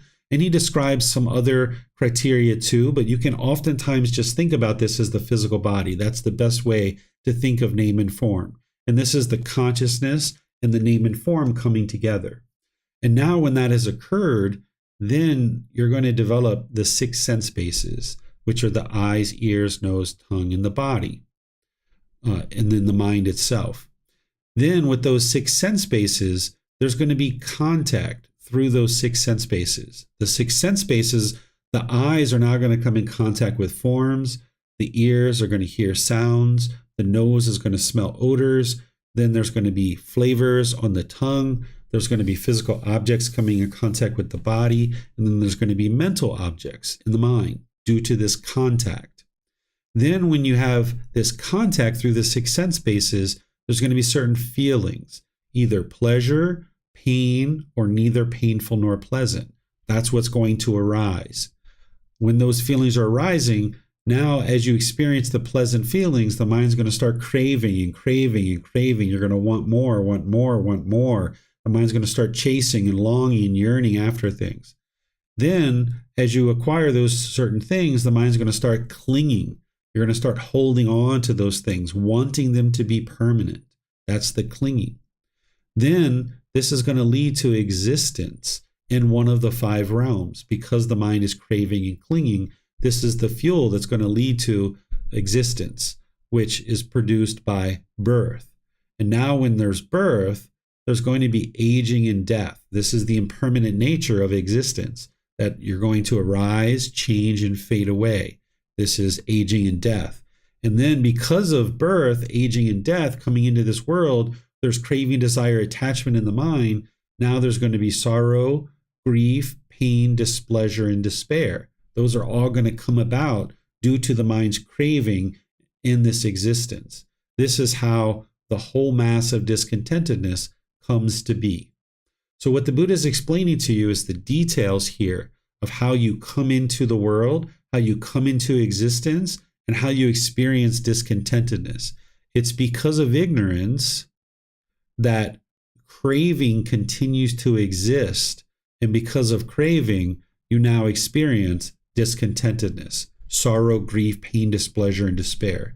While we talk about the three poisons as craving, anger, and ignorance, it's really because of ignorance that craving and anger continues to exist.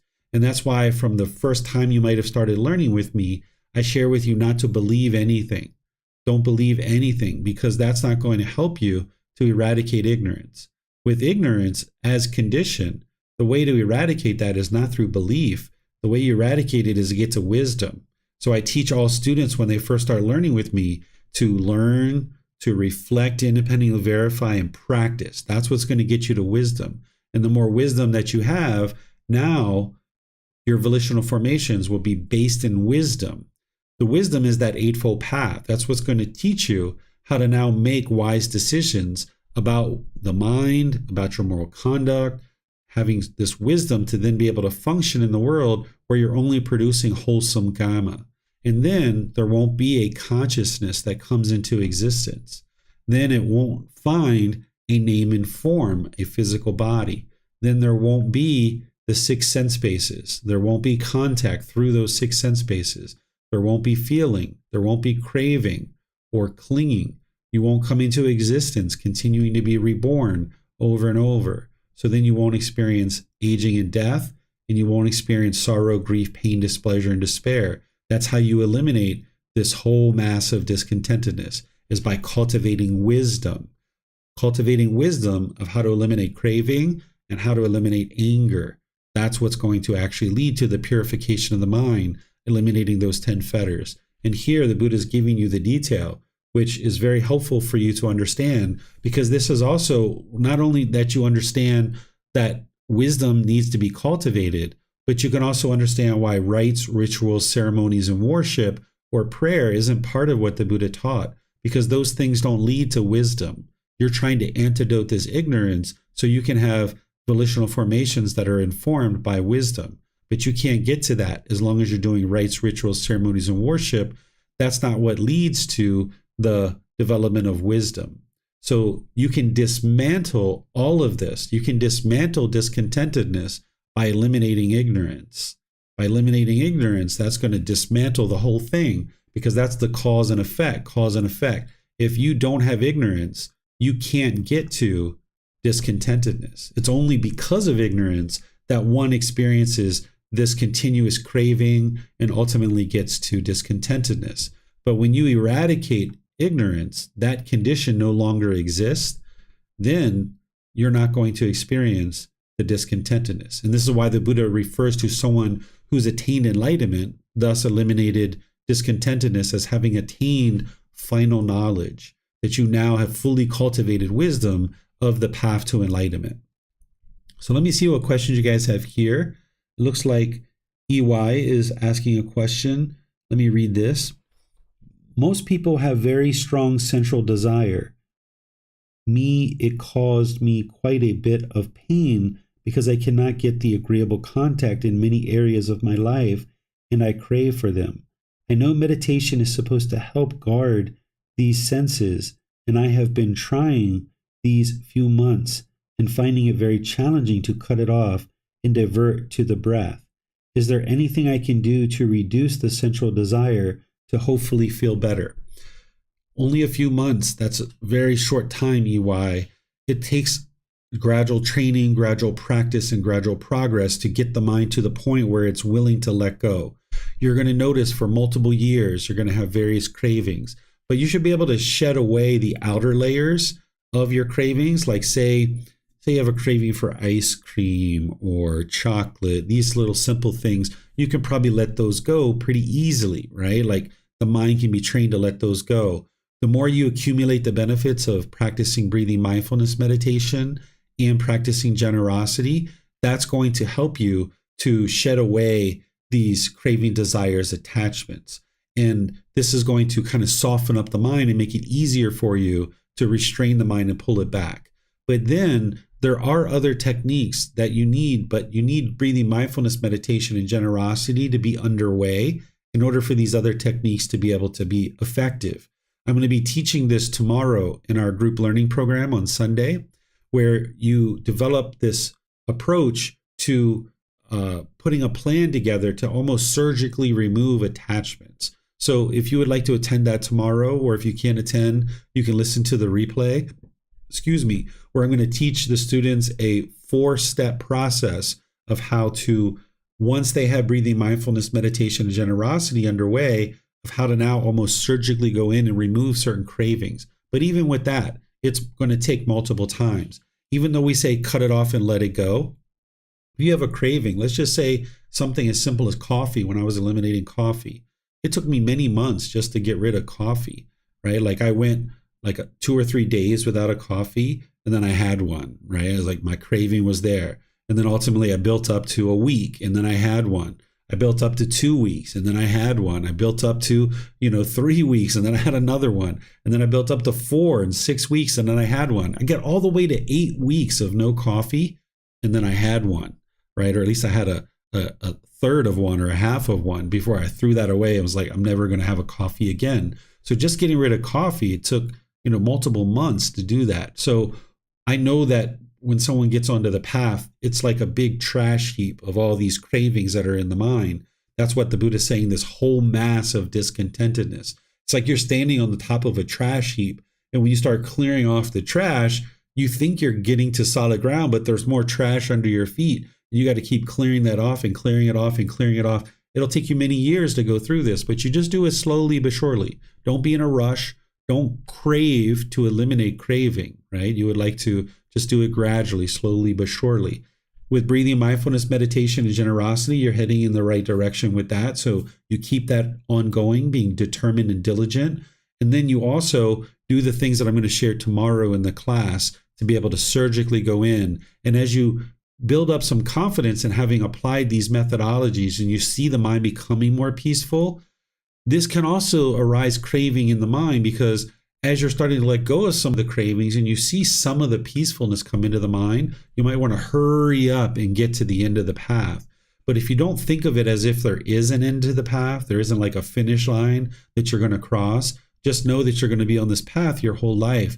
You just gradually work towards it. So don't have craving to eliminate craving, but just stay dedicated and diligent, keep learning, building up your breathing mindfulness, meditation, and your generosity, building up your loving kindness meditation and your practice of loving kindness in daily life through your intention, speech, and actions, and developing your wisdom, and then developing your knowledge through the group learning program and the Pali Canon, an English study group, and all the other learning opportunities that you have. Slowly but surely, you build up each aspect of your practice. And wherever you see that you need to eliminate a certain craving, some people like to approach it where you eliminate the easier ones first, right? Maybe food's an easy one for you or something else. And the deeper attachments might be around till later, right? Like for some people, it might be sex or something like this. That's going to be something way down the line that one might eliminate. But right now, if you build up your mind's ability to let go of some of the lighter attachments and build that success and build that confidence in the mind, because you'll need to learn the methodology of how to do it through the Eightfold Path, and then applying that consistently as you let go of some of these smaller attachments and see the success, and you see the concentration and clarity coming into the mind, that can give you the confidence to then tackle the larger ones down the road. So keep learning, keep growing, keep applying the teachings. You're going to need to accumulate more benefits. And then I suggest you learn what I'm going to teach tomorrow.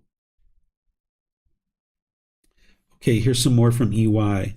It's really difficult. Nothing is easy. But yes, I find it slightly easier to let go. Maybe intensity is reduced. Of course, coming to lessons to slowly believe in the teachings over and over again over time helps. Thanks, Teacher David. You're welcome, EY. I don't encourage you to believe the teachings, though. Be sure you're learning, reflecting to independently verify and practice. The path to enlightenment is not easy, but it's also not difficult either. We've made it more difficult over the years as people have gotten further and further away from the teachings. When at one time you had certain cravings and you weren't aware of what was going on in the mind, you had certain cravings and you experienced pleasant feelings based on those cravings. And as long as your mind's got those cravings and clinging, you experience those conditioned pleasant feelings. And now as you're starting to let go of those cravings, the mind's going to move to these painful feelings. And that's where it can feel like a real struggle, because you experience the pleasant feelings that are conditional in the past. Now, when you're letting go and severing those cravings, there's going to be some painful feelings arise in the mind. I describe this as walking through the fire in order to appreciate the fresh air on the other side. So you're going to need to walk through some fires in order to get to the fresh air on the other side, where the mind can be peaceful and joyful. So if you're feeling struggles, you can always throttle back a little bit and then, kind of go forward again. But that struggle is an indication that you must be doing the work. You must be really doing what you need to do if you're feeling that struggle. But the Buddha teaches, and I share as well, to not shrink back from that struggle. You might be able to, sit down. Like if you're climbing a mountain, right? And you're walking up the mountain and your thighs start hurting, or your knees or your ankles or your hips, you're going to sit down on a log, take a breath, take a couple sips of water, and then after you rest for a little while, then you're going to get up and walk up the mountain. And you might have to rest a few times on your way up the mountain. But eventually you get to the top of the mountain and you're so glad you did, because there's a beautiful view, there's lots of sunshine, there's fresh air. It's a wonderful opportunity to stay up there, right? So it's the same thing on your way to enlightenment.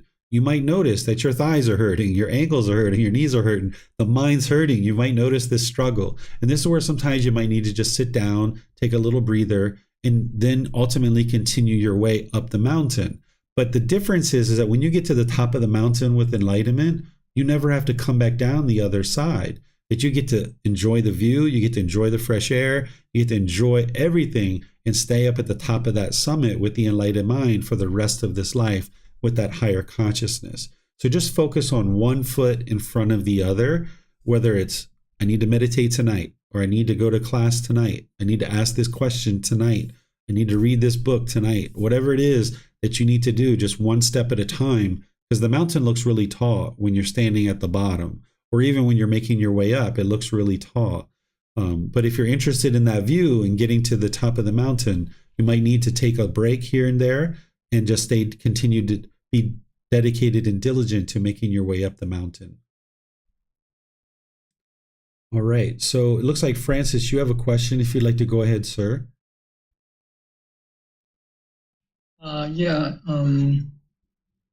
You mentioned about during the last chapter, about the wisdom part, about the, sorry, I'm having some sore throat. The wisdom part about the wrong observations, behaviors, that is part of the three factors, yeah. I just want to share something before I ask a question. You know that in most Asian homes, a lot of people, through generation to generation, they just leave, they put in a statue on the altar, they put in incense, they burn those candles, and they offer fruits and all that as prayers in a daily basis. I was doing that for years and all that because I just followed blindly. Yeah? Until now, I come to the path, I realized that this is wrong observances. Now, my question is that I am just wanted to do some things like, put up the incense and burn the candles, because my wife believes that more than anything else. So I just want to help her in the morning to do that part, so that, say, okay, that part is done. But I do not want to do any like prayer to in front of statue, asking for this, asking for that. I just do it, because my wife can. So, am I doing it wrongly? I won't say wrongly. Is it something that is not wise to do? Am I not observing the feathers of the wrong observances thing? So I'm a bit confused on that. Could you give me some sharing on this? Sure. So the wrong observances, it's not the actions of doing a particular thing, it's what's going on in the mind. So for example, say you have a family member who would like to go to a mosque or to a church, and you go there with them as a part of a social event, and they're doing some rites and rituals and ceremonies, and maybe you're even there too, involved in that. But your mind knows that none of this is going to lead to wisdom. None of this is going to lead to enlightenment. None of this is going to improve the condition of the mind that actually leads one to enlightenment. Now, if you understand that in the mind, you don't have wrong observances. Just because you're going to the event doesn't mean you have wrong observances. It's what's going on in the mind. Do you have the wisdom to understand that this is not going to lead to enlightenment because you've deeply penetrated dependent origination? Now, it's, in my opinion, wise to, understand these things not only from the mental side, but also like if I took my son, for example, to a church or to a mosque or something, I would be sure that he understands that these things aren't what leads to enlightenment. He already understands that at this age, but I would make sure that the people around me. So if you have loving kindness and compassion for your wife, while you may continue to do these things now, and that might be something that you guys do in your home, I would at different times perhaps open up conversation with her to help her, if you haven't already, to understand that these things aren't going to lead to wisdom and enlightenment. And what she chooses to do is up to her, right? Your role on the path to enlightenment is not to convince other people to do anything specific or anything like that, but just out of loving kindness and compassion for her, you could ensure that she understands those things. Because if you just continue to do these things, as you mentioned, blindly, and then the people around you didn't realize what was going on, then this can lead people to think that because you're on the path to enlightenment and you're doing these things, that this is what the path to enlightenment is. So here at our home, we no longer have any Buddhist statues or an altar or any of those kinds of things, even though at one time we did. We don't do any of that stuff. When I go to the temple, I don't bow down to statues. I don't, feed the statues. I don't light incense. I don't do any of that stuff because I know that none of it leads to enlightenment, and I'm showing people what it takes to get to enlightenment. But how much of that you decide to adopt for your own life to help people around you to understand what the path to enlightenment is up to you. That's your own personal choice. But to get rid of the wrong observances is all about what the mind understands, not about the actions. In this particular case, by the way, in terms of like moral conduct, it's about the mind in the actions. But in terms of wrong observances, it's about what's going on in the mind.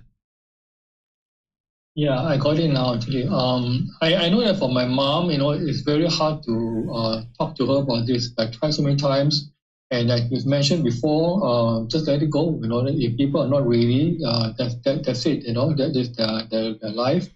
For my wife, I haven't tried yet. Maybe I'll do that. Slowly, progressively. But for me now, it's just that I do not. I'm now starting to practice in the morning. I do not burn any more incense.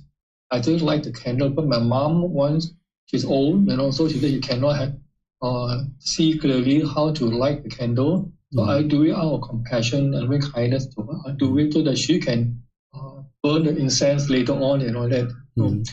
So that will be my approach right now. Today, I don't really say any more prayers to any of the statues. I even now trying to stop burn incense. I only do one thing, it's just a light candle for my mom. That's it. So this should be okay, yeah. As long as you understand in your mind that lighting that candle isn't going to lead to your enlightenment nor your mom's, that's what it means to understand dependent origination, partly in to understand that wrong observances isn't going to lead to enlightenment. Right. Yeah, I got that part, David, I got that part. So in my mind, it's very important when I do that thing and all that. So I'm actually attuned to the dependent origination, the cycle, and I'm already aware of that. So yeah, so now I feel better now with that so-called enlightened advice. Thank you so much. Okay, you're welcome. Here on YouTube, Tonka has a question. She says, so is it volitional formations or craving that causes a new consciousness? So craving is the fuel that leads to rebirth, right? As long as there's craving and desire. The Buddha is showing you the detail of that, right? So he's showing you that the reason why craving exists is because of ignorance. That's where he's showing you the detail of it. So he's showing you different layers here, Tonka. So in the Four Noble Truths, he's explaining to you craving. In other places, he says very clearly that it's craving that leads to rebirth. But here he's showing you the whole reason why craving exists is because of ignorance. And then that leads to volitional formations. So here he's showing steps of one to the other, to the other, to the other. That's why you're seeing here that it's ignorance that leads to volitional formations, and then volitional formations leads to consciousness. It's your choices and decisions to not eliminate craving that then leads to consciousness, right? So you can see it that way. And the Buddha is helping you to see the detail of that. But it's ultimately craving. That's what you're focused on eliminating in order to eliminate the causes and conditions that lead to rebirth. But in order to eliminate craving, you're going to need to eliminate ignorance. You're going to need to cultivate wisdom. So this is the detail of showing you that. So we usually talk about it as craving, anger, and ignorance, but it's really because of ignorance, craving continues to exist. And because of craving, then you're going to experience anger, or the Buddha is describing these as sorrow, grief, pain, displeasure, and despair. These are painful feelings. So this is the detailed work to understand that.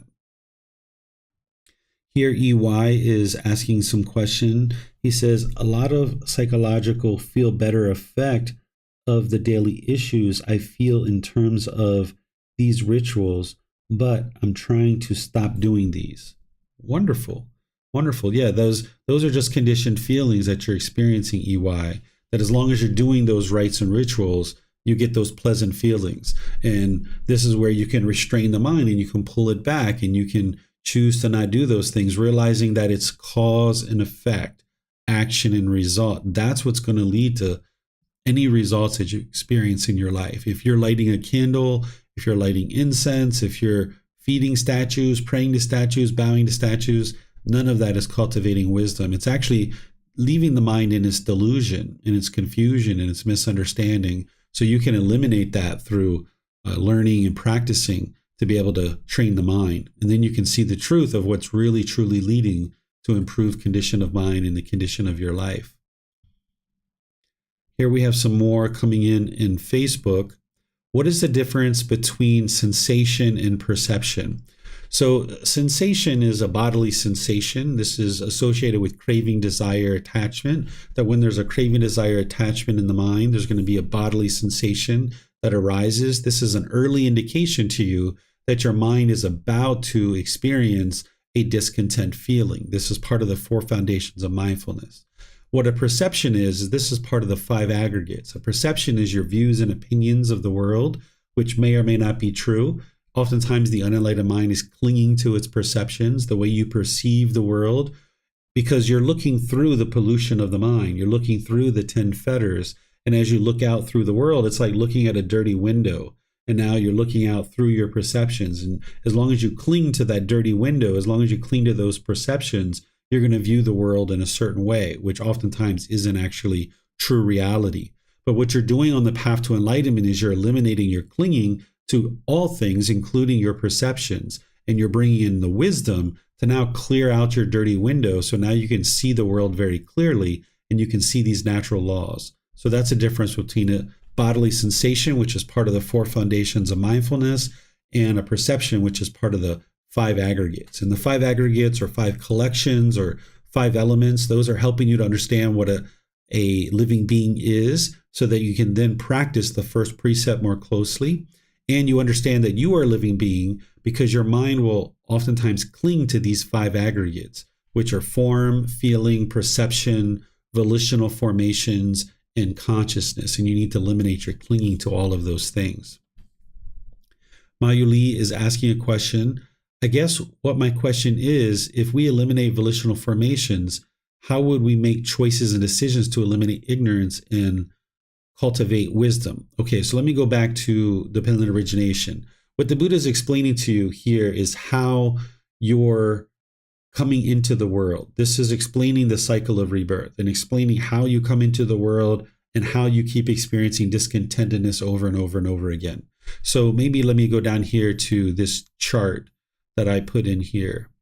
Okay, so because of ignorance in the past and volitional formations, so certain decisions that you made in the past, because of those past causes, there's now these present effects that you're experiencing a consciousness, which is the mind, name and form, which is the physical body, the six sense spaces, contact, and feeling. You're experiencing all those things now based on decisions that were made in the past. Because of ignorance, you made choices and decisions that you did not eliminate craving, anger, and ignorance.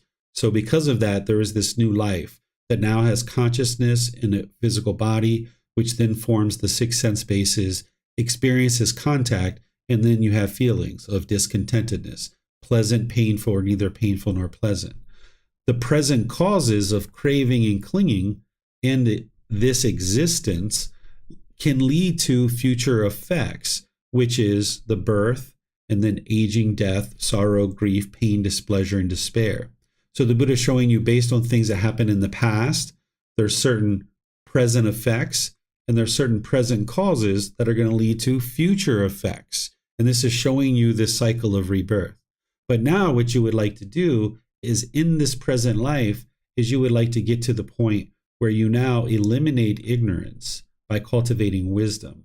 And now you will no longer make volitional formations based in ignorance. You'll make volitional formations based in wisdom. So there's still going to be decisions that you make as an enlightened being. When your mind has fully cultivated wisdom, no longer having ignorance, you'll still make volitional formations, but those volitional formations aren't going to be based in ignorance anymore.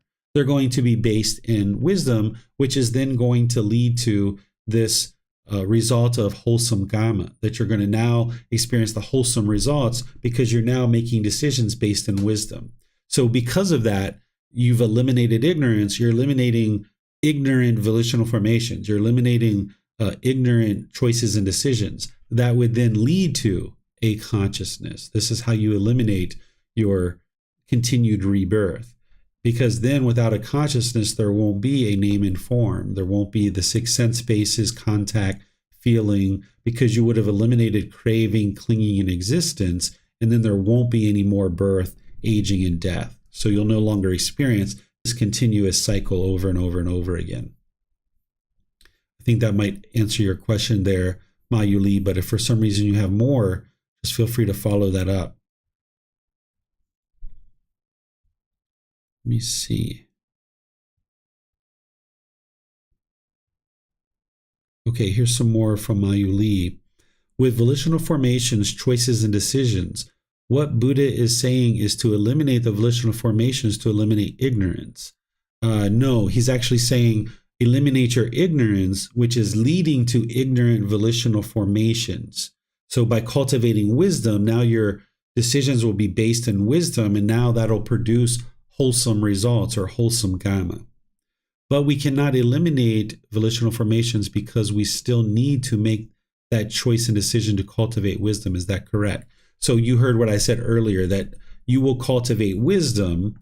So now you will have dismantled this, that if you understand that ignorance in the mind is leading to unwise volitional formations, which is now producing unwholesome results or unwholesome karma, when you now eliminate the ignorance or unknowing of true reality, when that is now wisdom, now you still have volitional formations as an enlightened being, but they're based in wisdom. And now you're going to be producing the wholesome results or wholesome karma. And that's why this will all be completely dismantled, that you no longer are making unwise decisions that are producing unwholesome results or unwholesome karma. So it's never going to get to a consciousness because the causes and conditions that lead to renewed consciousness have been eliminated. And you can see here, if you read any of these things, the Buddha is explaining how to eliminate the individual items by the Eightfold Path. Here you can see it, where he talks about just this noble Eightfold Path is the way leading to the elimination of aging and death. That is, right view, right intention, right speech, right action, right livelihood, right effort, right mindfulness, and right concentration. He says that for each one. So what you're doing is you're cultivating the wisdom of the Eightfold Path through learning, reflecting, and practicing. And now as you're practicing more and more of the Eightfold Path, dialing that in closer and closer, you're making wiser and wiser decisions that are producing wholesome results or wholesome karma. And that's how you dismantle dependent origination, that you cultivate wisdom and get rid of this ignorance. so that now your volitional formations are only going to be based in wise decision making.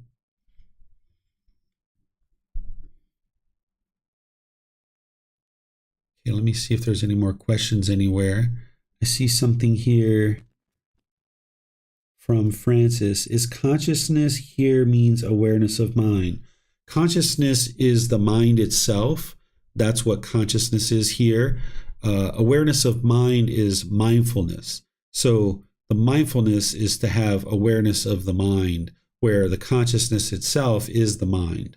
So that's just another word for mind. It's being used as consciousness instead of the mind.